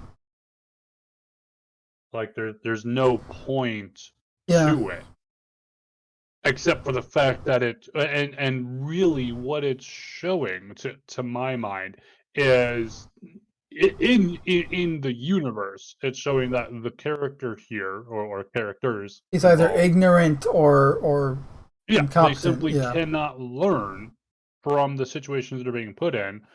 Now, realistically, of course, what it's actually showing is that the writers are unable to go and expand out into They're other they're unable writing to actually styles, progress. and Like yeah, there's no, progress the story into a specific direction, that they keep and I retreading the think same that's the biggest grounds. thing, is you see, Eventually, because even with, for example, you've seen a good amount of Star Trek: The Next Generation, right? I've seen all the Star Trek the next, By and save like large, 5 I episodes. would say that each episode of The Next Generation is pretty much self-contained. You don't have to, except for a few With here the and there. exception of like some of the two-parters, yeah. Yeah, Pretty much every episode is like you can watch it standalone. Hell, the first episode of Star Trek: The Next Generation I ever saw was a season 3 episode. Um, and you could just roll right into it. and that's how I got into the show. Like, because I remember at the time, and for anyone who doesn't know, the only Star Trek shows I've watched are TOS and then TNG when I was in high school. And like TOS, I saw as a kid, and I'm like, no, I'm not gonna watch any others. Doesn't have Kirk, doesn't have Spock. And then I watched, and then I was flipping through channels on cable, and I caught Star Trek TNG. I think it was The Offspring, the episode where Data builds a daughter. I didn't catch it from like the full beginning. Essentially, it started when Troy. I'm trying to remember the character's name. Sorry, Troy, Geordi, and Will Wheaton's character are walking down a hallway. So it's not like the beginning of the episode. Like Yeah. the credits already rolled, but it's like right after the credits roll. And like that was the first time I saw this show. I'm like, okay, you got these characters walking down a corridor, and the android shows them the daughter and everything, and I'm like, all right, I'm interested. Like immediately, I'm like, okay, this is interesting. Feels very Star Trek-y. And the more I watch, I'm like, holy crap, this is definitely a Star Trek show. Like, why haven't I watched this sooner? But And I this mean, is again, this is a even with random that, season 3 episode. but even with that, I would still say, by and large, throughout the entire Next Generation series, you still had character development. You still had characters that would grow over time, learn lessons, and retain those lessons by and large. You had that development, but it was done at a slow enough pace that you could still jump into any one episode for the most part and be able to watch it. But for those who had watched all the previous stuff, if you were to jump into like a season 3 episode, yeah, okay, you can watch it standalone. But for those who have been watching since season 1, be like, oh, hey, yeah, I recognize that character, I recognize this thing, oh, that's building off of this. That stuff was there, and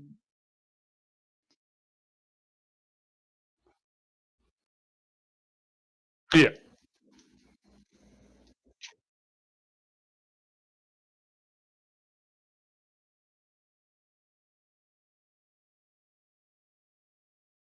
Oh, Tasha Yar.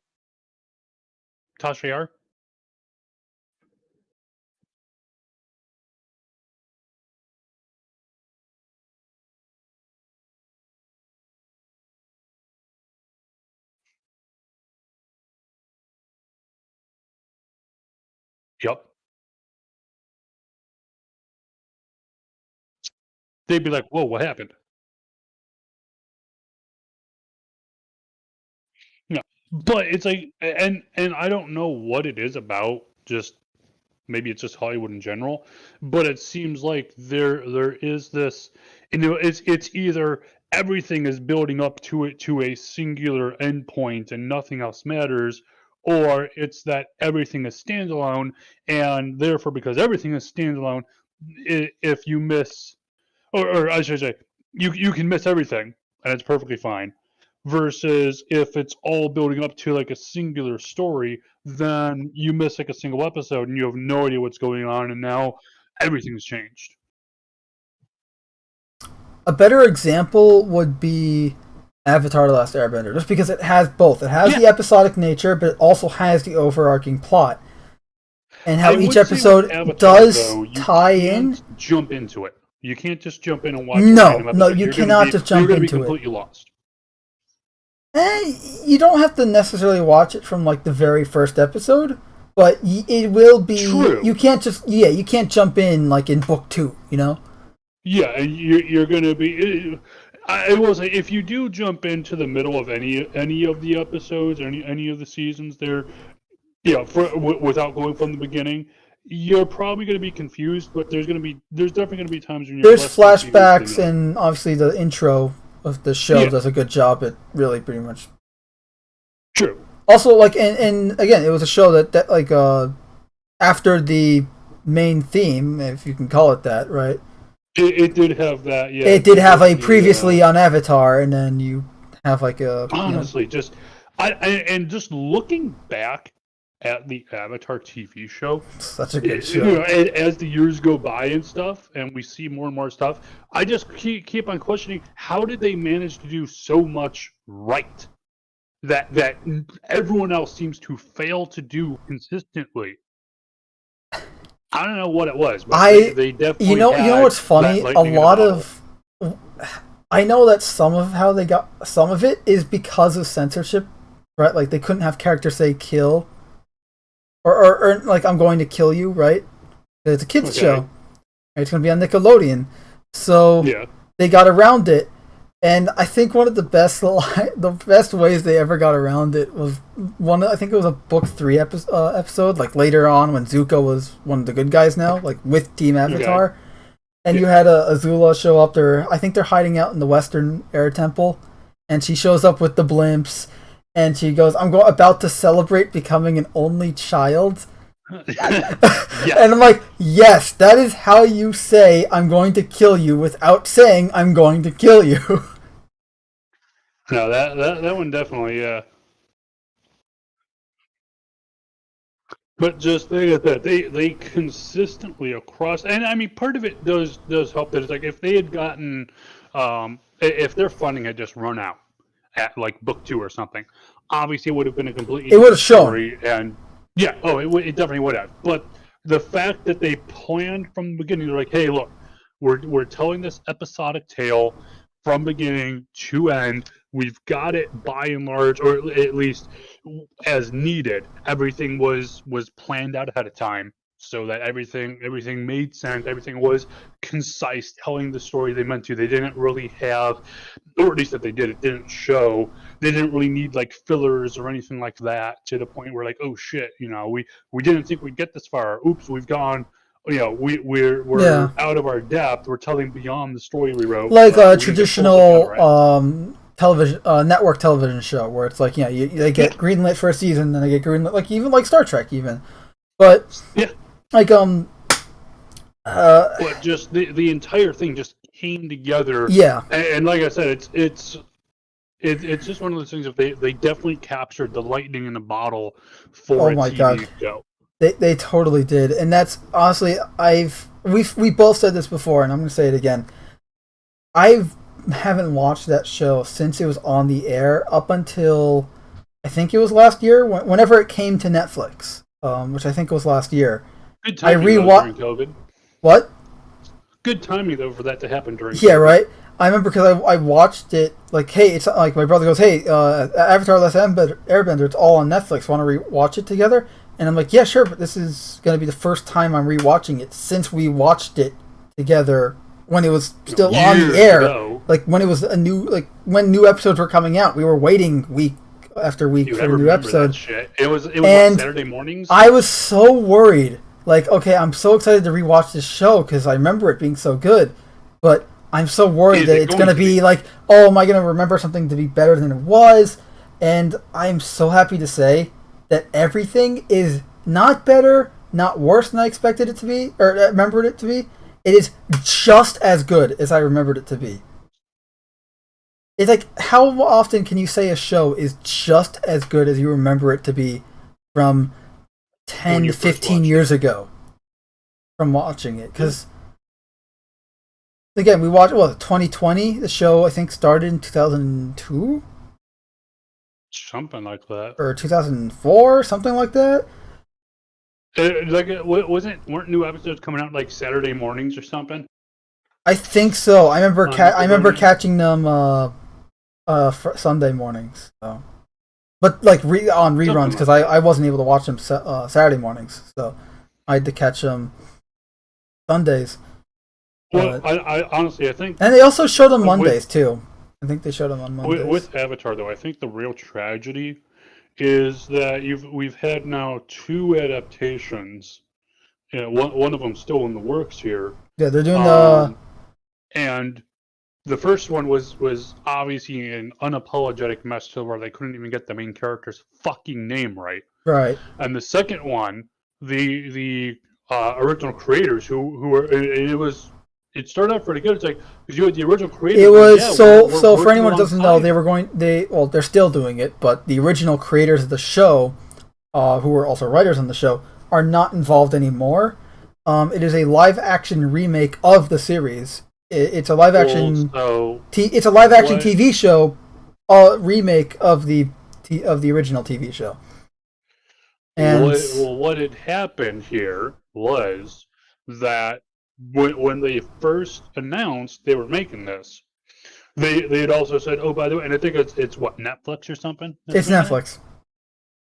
They had said, hey, by the way, we have the original creators working alongside us, and that alone led a lot of fans to let a sigh of relief because it's like, well, hey, if they're involved, at minimum, they're going to get the fucking main character's name right.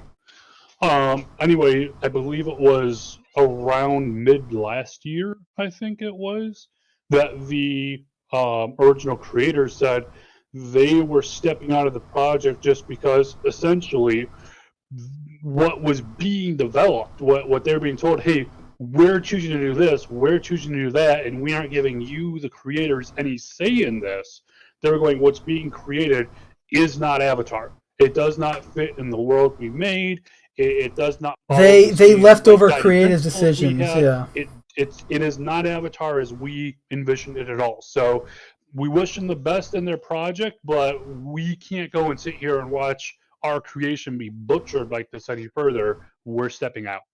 And like the way they described it, like he hated having to leave. Like he did not want. It was almost like he had to. It's pretty much abandoning their kid. Essentially, like he had. Yeah, it's like having abandoned your kid, and you're literally like you're dragging yourself, kicking and screaming from the project. Is how they described it. But it shows that what we're going to get is at best, it would be a decent show, but not a decent Avatar show. Right. At best. I mean. Realistically, it's going to be a fucking shit show. Oh, I think it's probably going to be a lot of political correct woke nonsense in it because the writer was saying like it has to be relevant to today, and then I went on a whole rant where it's like we're talking about a world. You're fucking just putting you're. I mean, To a degree, and obviously it's not to the same degree here, but to a degree, honestly, with a lot of these writers and shit, with what's being put out these days, it could be to a limited degree, it could be considered almost like a blackface of the entertainment media. They're mocking disparagingly these creations that they claim they are representing faithfully when they're doing anything but solely to go and make a buck. I mean, they literally shit all over all these franchises that, oh, we're remaking this, oh, we're adapting this to that, and time again, we see that there is no intention to tell the stories faithfully to the source material, regardless of what that was. Honestly, the only one I would say even came close would probably be The Witcher, although that was more close to Which, I forgot to mention, we do have some news. It got green-lighted for season 3. Cool. Yeah.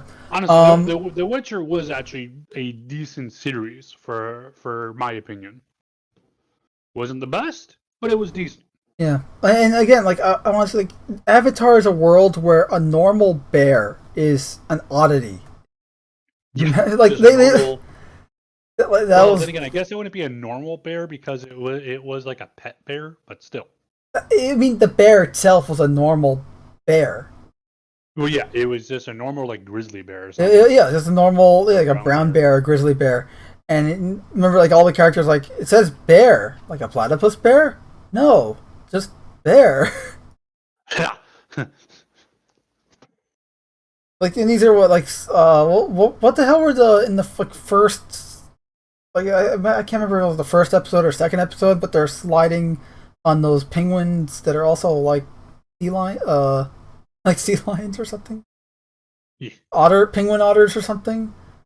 Something like that. But it's like you have all these like hybrid creatures, like it's pure fantasy. It's pure escapism. It's not supposed to be real.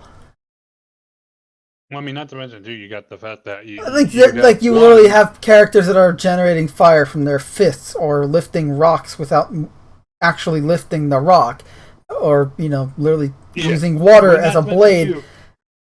They did a very good job too of representing that in Avatar. The main characters are kids. I mean, the oldest of them, I think, was either Sokka or Katara, and then Zuko. Sokka was the oldest of the original team Avatar, and then Zuko was the oldest. 16? I think Sokka's like 16, Zuko's like 17. I think at the end of because remember, the show kind of takes place over the course of like a few months. Yeah, it's like 1 year. From like beginning to end, it's around 1 year. I think Sokka is like 16 or 17 at the end of the show. Yeah, I know Zuko is, because he's 16 at the beginning. Was he? Okay, I think so. Like him and Sokka are around the same age. I don't remember the exact ages. The only age I remember is Aang is 12. Yeah. Geez, throw it on that poor kid, why don't you? What? Just, the whole, hey, you have to save the world, and you're yeah, right. 12. Good. Save the world, or there won't be any world.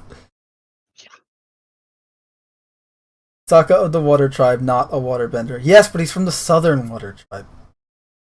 Also, the fact that the Northern Water Tribe had an army of non-waterbending soldiers. Remember, because Sokka was essentially Sokka's rival in the Northern Water Tribe. That they were, fighting for the affection of the princess. They were, neither of them were waterbenders. They were part of the army, I guess. I still love though that Sokka's character. It's like literally he is surrounded by pretty much the most powerful benders of that generation. And he's just going around throwing fucking boomerangs and trying to keep everyone. And then later, Space Sword. Yes, and then Space Sword. Did he ever recover Space Sword? I don't know. I hope so. But I know he lost it in the last battle. I don't know. Right, because he used it as a boomerang, and it didn't come back. Asked Toph, and Toph would have been able to be like, "Oh, it's over there." Yeah. Realistically speaking. And hey, look, that sword, at least the materials used to make the sword, survived the re-entry. So Well, yeah. It wasn't an asteroid, though. it was. It was a was meteor. it? It was a meteorite. That's why he calls it a space sword.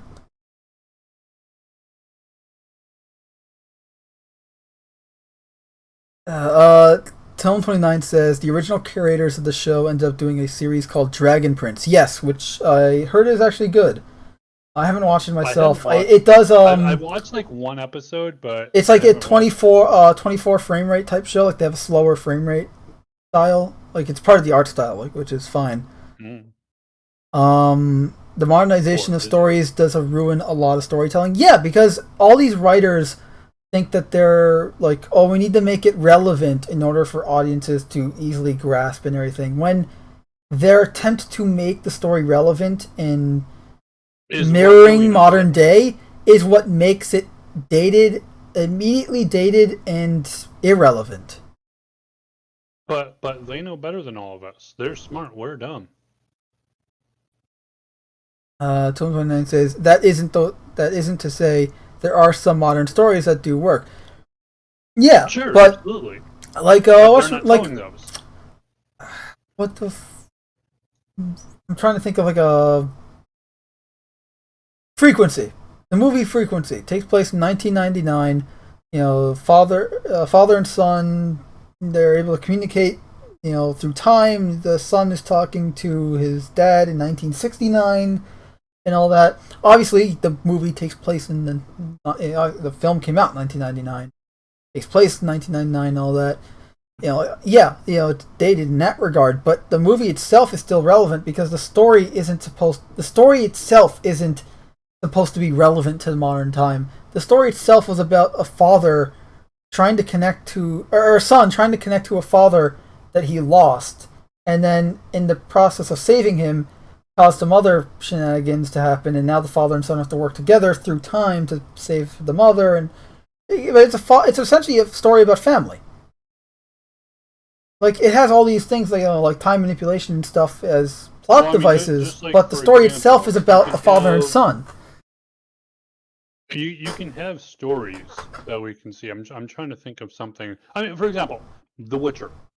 Right. The Witcher is telling a story about a world in which, yeah, you've got magic and some fantastical elements, but if you were to strip those elements away, the base underlying setting of The Witcher is essentially medieval Poland, or that area-ish, medieval Europe, essentially.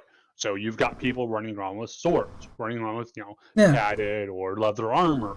Now, on top of that, like I said, you do have magic and magical creatures and some stuff therein, but it doesn't mean that you have to have lived through medieval times to be able to understand it. People can grasp that, oh, hey, I can understand what the story is telling me without having lived through it, right?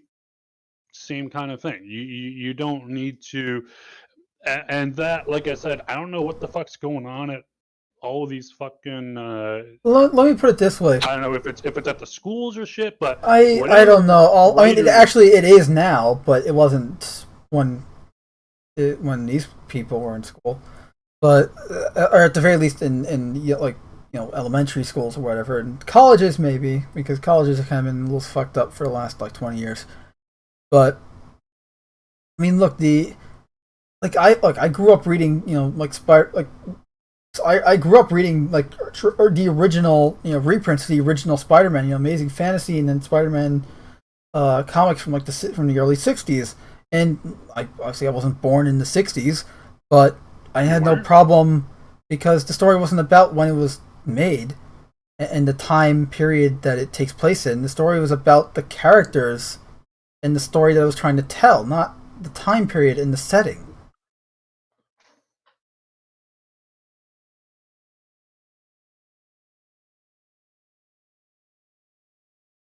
Tone29 says, one thing I haven't watched is Legend of Korra, which is the sequel series to Avatar: The Last Airbender.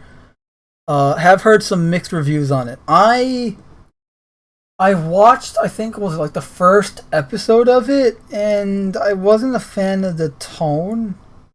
It just felt off. Like it still felt like Avatar, but it just felt a little off. I don't know. I wasn't a fan of the character of Korra. Like maybe I need to give it another watch. It was okay, but oh no, But story of Korra. It felt much more to me like the story being told in the first season of it, that was all they had really written. And then from there, it felt like they were just kind of. and then let me guess, like it became successful. I'm like, oh crap, we need to make more. Exactly. It felt very much like because the whole thing of like the equalists and them being able to remove someone's bending power, that kind of stuff. It felt like that. Also, the way that they do that, because obviously in the original show, right? I said first episode. That was the season. All right, what was the first season ending where she finally learns how to airbend? I don't remember. Okay, because I remember that's really the last thing I saw was like she finally learns how to airbend and then stops the bad guy that's using blood bending to remove people's bending abilities, which makes no sense. By the way, spoilers for I guess Legend of Korra, whoever cares. Like, but it's again the only way, at least as established from Avatar: The Last Airbender, the only way to remove someone's ability to bend was energy bending, which we've only seen an Avatar do. That was the only way at that time. And I'll accept that. Okay, the world changes, new things are developed. But blood bending should not be. Well, if you were, my only point is that if you were to ask someone when, let's say, when Aang was if you were to ask someone when Sokka was born, so 16 years before the events or so of Avatar: Last Airbender, and you were to ask someone, what kind of bendings are there? What is possible with like earth bending, for example? Okay, hey, you can do X, Y, Z, A, B, C. You can kind of do some amount of things in between there, but that's pretty much the gist of it. And here's the limits of it. Then Toph comes around and goes, hey, fuck you. I'm going to be able to bend metal because, technically speaking, it's part of Earth. And as we see within a generation, metal bending is just pretty much an accepted substandard of Earth bending. That's what I love. That's what I love about it. Each element had like a special bending move, right? Earthbenders had metal, firebenders had lightning, water had blood, and I think air just has flight. Well, you not gliding, like actual flight. Was energy bending, air bending, or was it just Avatar state shit? That was Avatar state stuff. Okay. But I think air bending's like special bending is like just legitimate flight. Maybe. But either way though, we like Superman level flying, not using the glider and all that. But either way, we've seen that the abilities that bending can go and give you change over time, evolve over time. People learn more. It's not going well. What's commonly established as what you can and cannot do just is, and we're never going to go beyond that, or say like, oh well, here's our super special main character and they can do X, but no one else can. No, they're like, hey, other characters can do X and Y and Z too. It's just it's still knowledge being developed. So going back to the whole thing of being able to remove bending, just because that was the only information we had before. I mean, because we're talking, it's been, Katara was what, in her 80s or something like that when we see her in Korra. So we're talking, if you assume I never got that far. Years, we're assuming at least about 3 generations of change there. So that alone, and then also too the fact that you had now of course you had the Earth Kingdom, which was pretty big, and each of the kingdoms had large cities and capitals, but there wasn't really anything outside of there that was big city. You had Ba Sing Se, but that was again the Earth Kingdom capital. The fact that you then had within about 2 generations or so, 40 years, that you had Republic City. Yeah, which is a new province. To where this idea of, oh, here's the Fire Nation, here's the Water Nation, here's this nation, that nation, they're all considered separate entities and never shall they mix, really, pretty much got blown away by and large within a generation. You still, of course, there were still those boundaries, but by and large, at least from the characters we saw, those boundaries didn't really matter anymore. The fact that that alone got done within a generation, and now also you have some of the best and the brightest in this city, mingling, exchanging ideas, the amount of knowledge, as we saw, just the level of technology they had, just boomed like fucking crazy, because you had all these people who were very knowledgeable, putting their heads together, being able to create some really cool shit. So, yeah. Long story short, knowledge changes. Dylan29 says, I actually read a comic that reminded me of Frequency. It was by Stephanie Phillips, called Nuclear Family. It was brilliant in how it was done. Frequency is a great movie. I'm gonna have to check that comic book out. I love Frequency is a really good movie. Highly recommend. Very fun film. Is it though? What? Is it really? Is it though? I mean, yeah. Notice it doesn't have actual time travel in it, so that's a plus. Is it time travel or is it teleportation? Because if you time travel without teleportation, no, it's neither. It's honestly, I'd say it's time manipulation, because you're obviously manipulating time. You're in the future, telling someone in the past about something in the future, so that they then don't change what they will do, which alters the future. So it's more like a cause and effect time manipulation thing. There's no traveling between the two. Or is there? No, there isn't. Well, obviously vibrations are traveling between the two. That's true. So you have energy, and energy is just another form of matter. So if energy can teleport, can time travel, but it was not. I mean, it was going to the same unit in the same part of the house. No, sure, but time. Obviously, yes, the Earth is rotating on its axis. That you have vibrations from one going to the other across time. That would mean then that because energy can transport, that means matter can be transported too. Yeah. Or else. By the way, like, speaking of shows that you can tell there's a plan, having recently watched the Mobile Suit Gundam, like, again, you watch it and you can tell, like, whoever the writer clearly had, like, before he even got to writing the script, he knew exactly the beginning, middle, end. He knew the entire story before he sat down to writing it. Unless, of course, that's what he wants you to think.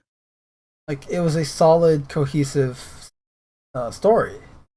Again, like, it's just something that you don't see a lot, which is unfortunate. At least see a lot anymore. Feliz Navidad? What? What? Did he die? No, I said Feliz Navidad.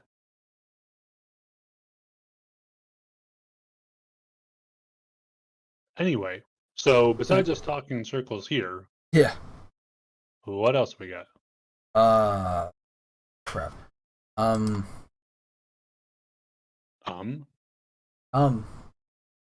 It just says no. We got. I have New York City Comic Con listed, but do you? I mean, honestly, I don't. I'm not. I may not go because of all the COVID regulations.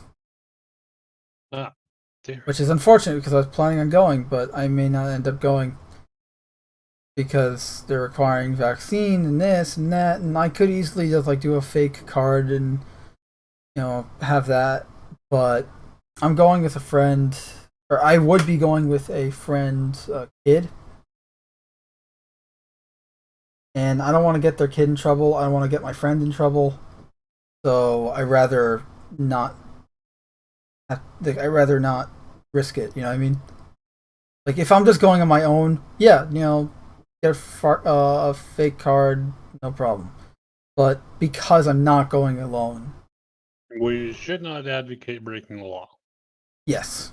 Technically speaking. Although to be fair, the law is stupid. And True. itself not following Hippocratic laws. Yeah, and well, because it doesn't allow for medical exemptions or religious exemptions.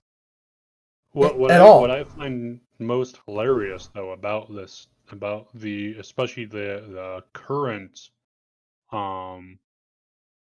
restrictions they're putting in, is how they go and they write in exemptions for the politicians and their cronies essentially. And it's like, well, wait a minute, if it's as bad as you say it is, that we need these new restrictions, otherwise we're all going to die.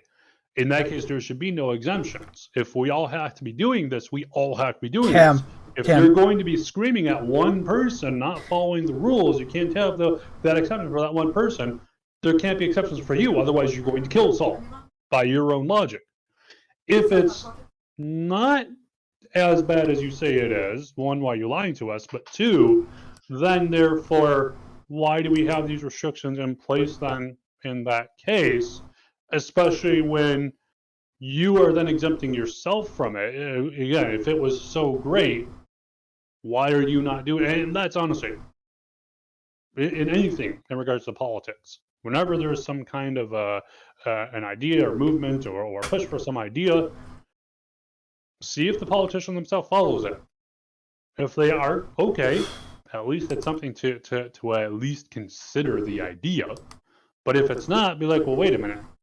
You're saying everyone should do X, but you do not do X yourself.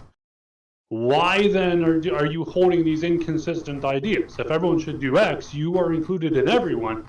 Oh, you want everyone else to do X, but you get to avoid it. Okay. Which is often the case. So, just saying. Yeah, and remember, it's all, do as I say, not as I do. That seems, at least that's through their actions, that seems to be their go-to phrase.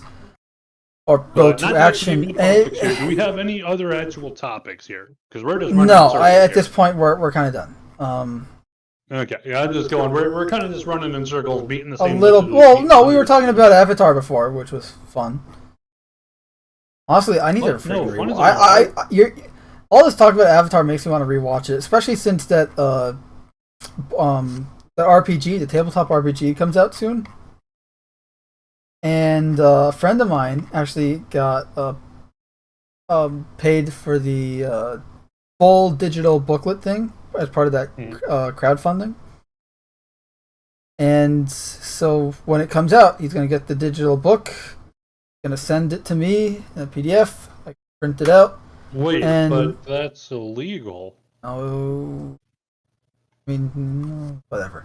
What if he prints it out? Then just give it to me. That's still illegal.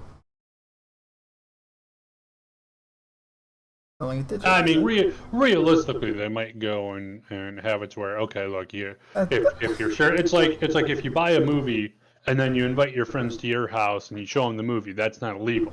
But if you buy the movie and you start printing out copies for everyone in school, that's illegal. So it would probably fall under. Well, here's the thing: if you buy a digital booklet, it's only on your computer, and you're supposed to be playing this with other people. How are you supposed to know how to play if you're the only, you're playing with 4 people, but only one person can see the booklet? How are the other people supposed to know how to play? Carefully.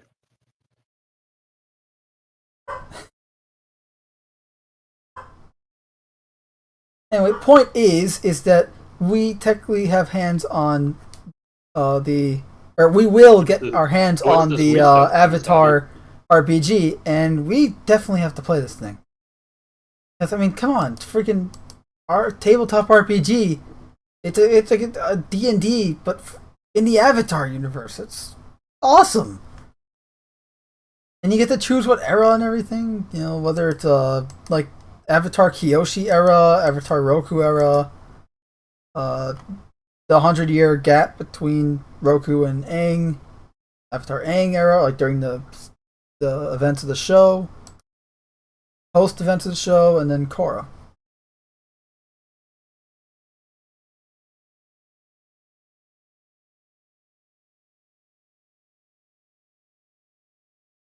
Maybe we can stream it.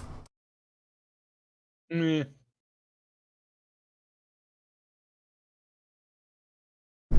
Or at the very least highlights. I don't know, I'm just brainstorming crappy ideas right now. Dangerous thing thinking. To be fair, it was a crowd-funded thing.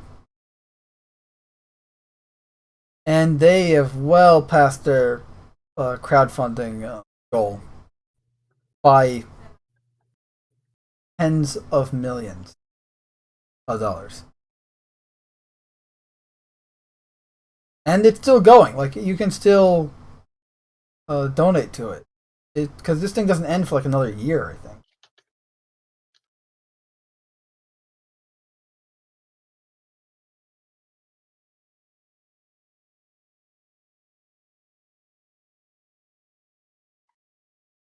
Anyway.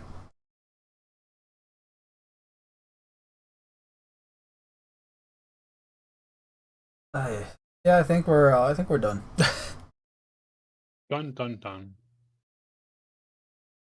Get it? So what we learned is Avatar is the best, and have a good night. Okay.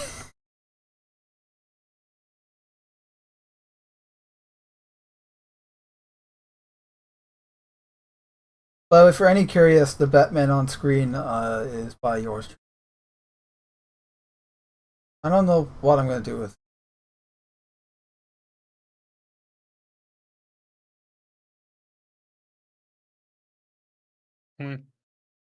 Also, the Halo Infinite flight's going on right now, and I know we're gaming stuff is going to be on Wednesday, Star Citizen specifically tomorrow.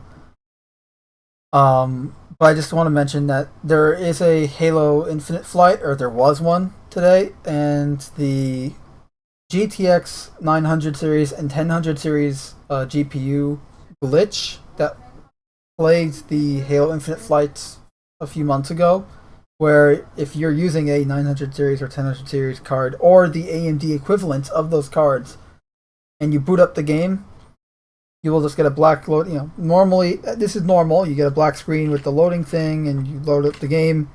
You'll hear some main menu music, and then the game will just instantly crash. That is still persistent and will still happen consistently, despite them saying that they have fixed it. So, just wanted to mention. I just wanted to mention that in case people were like thinking of playing or whatever. Did they say they fixed that specific issue though? Or yeah. In the same video that they said that no co-op campaign and no Forge.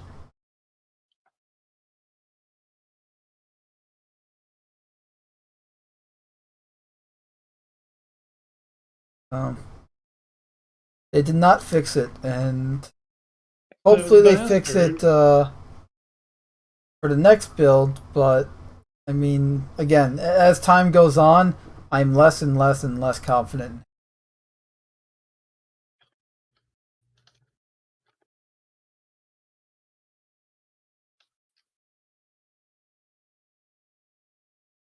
Well, you got anything else? Nope. Me either. Either.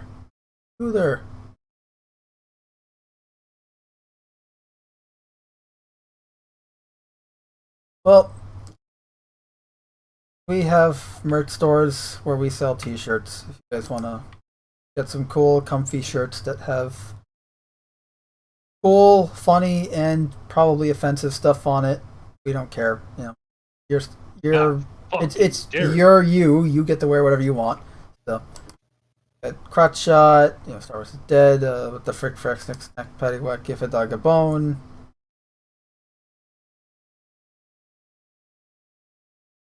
That's part I was looking at.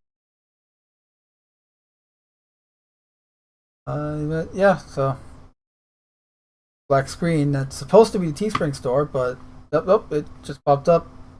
Weird. There it is.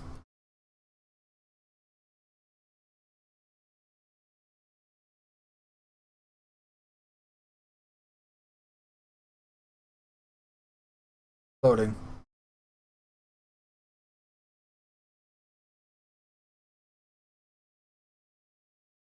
You can literally look at your watch as you wait for it to load. Ah, nice. There you go. I think you mean. Ah! Got the. I might need to get a new. What the frick fracks next? What'd you do to your current one? Nothing. Just that I want one in a different color. I got the. How dare you? I want the white one, but they have the steel one. Those bastards. How's it looking pink? Hey, it actually looks pretty cool in pink. I might get it in pink.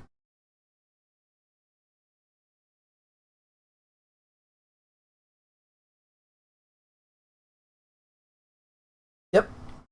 The perfect shirt for the modern era.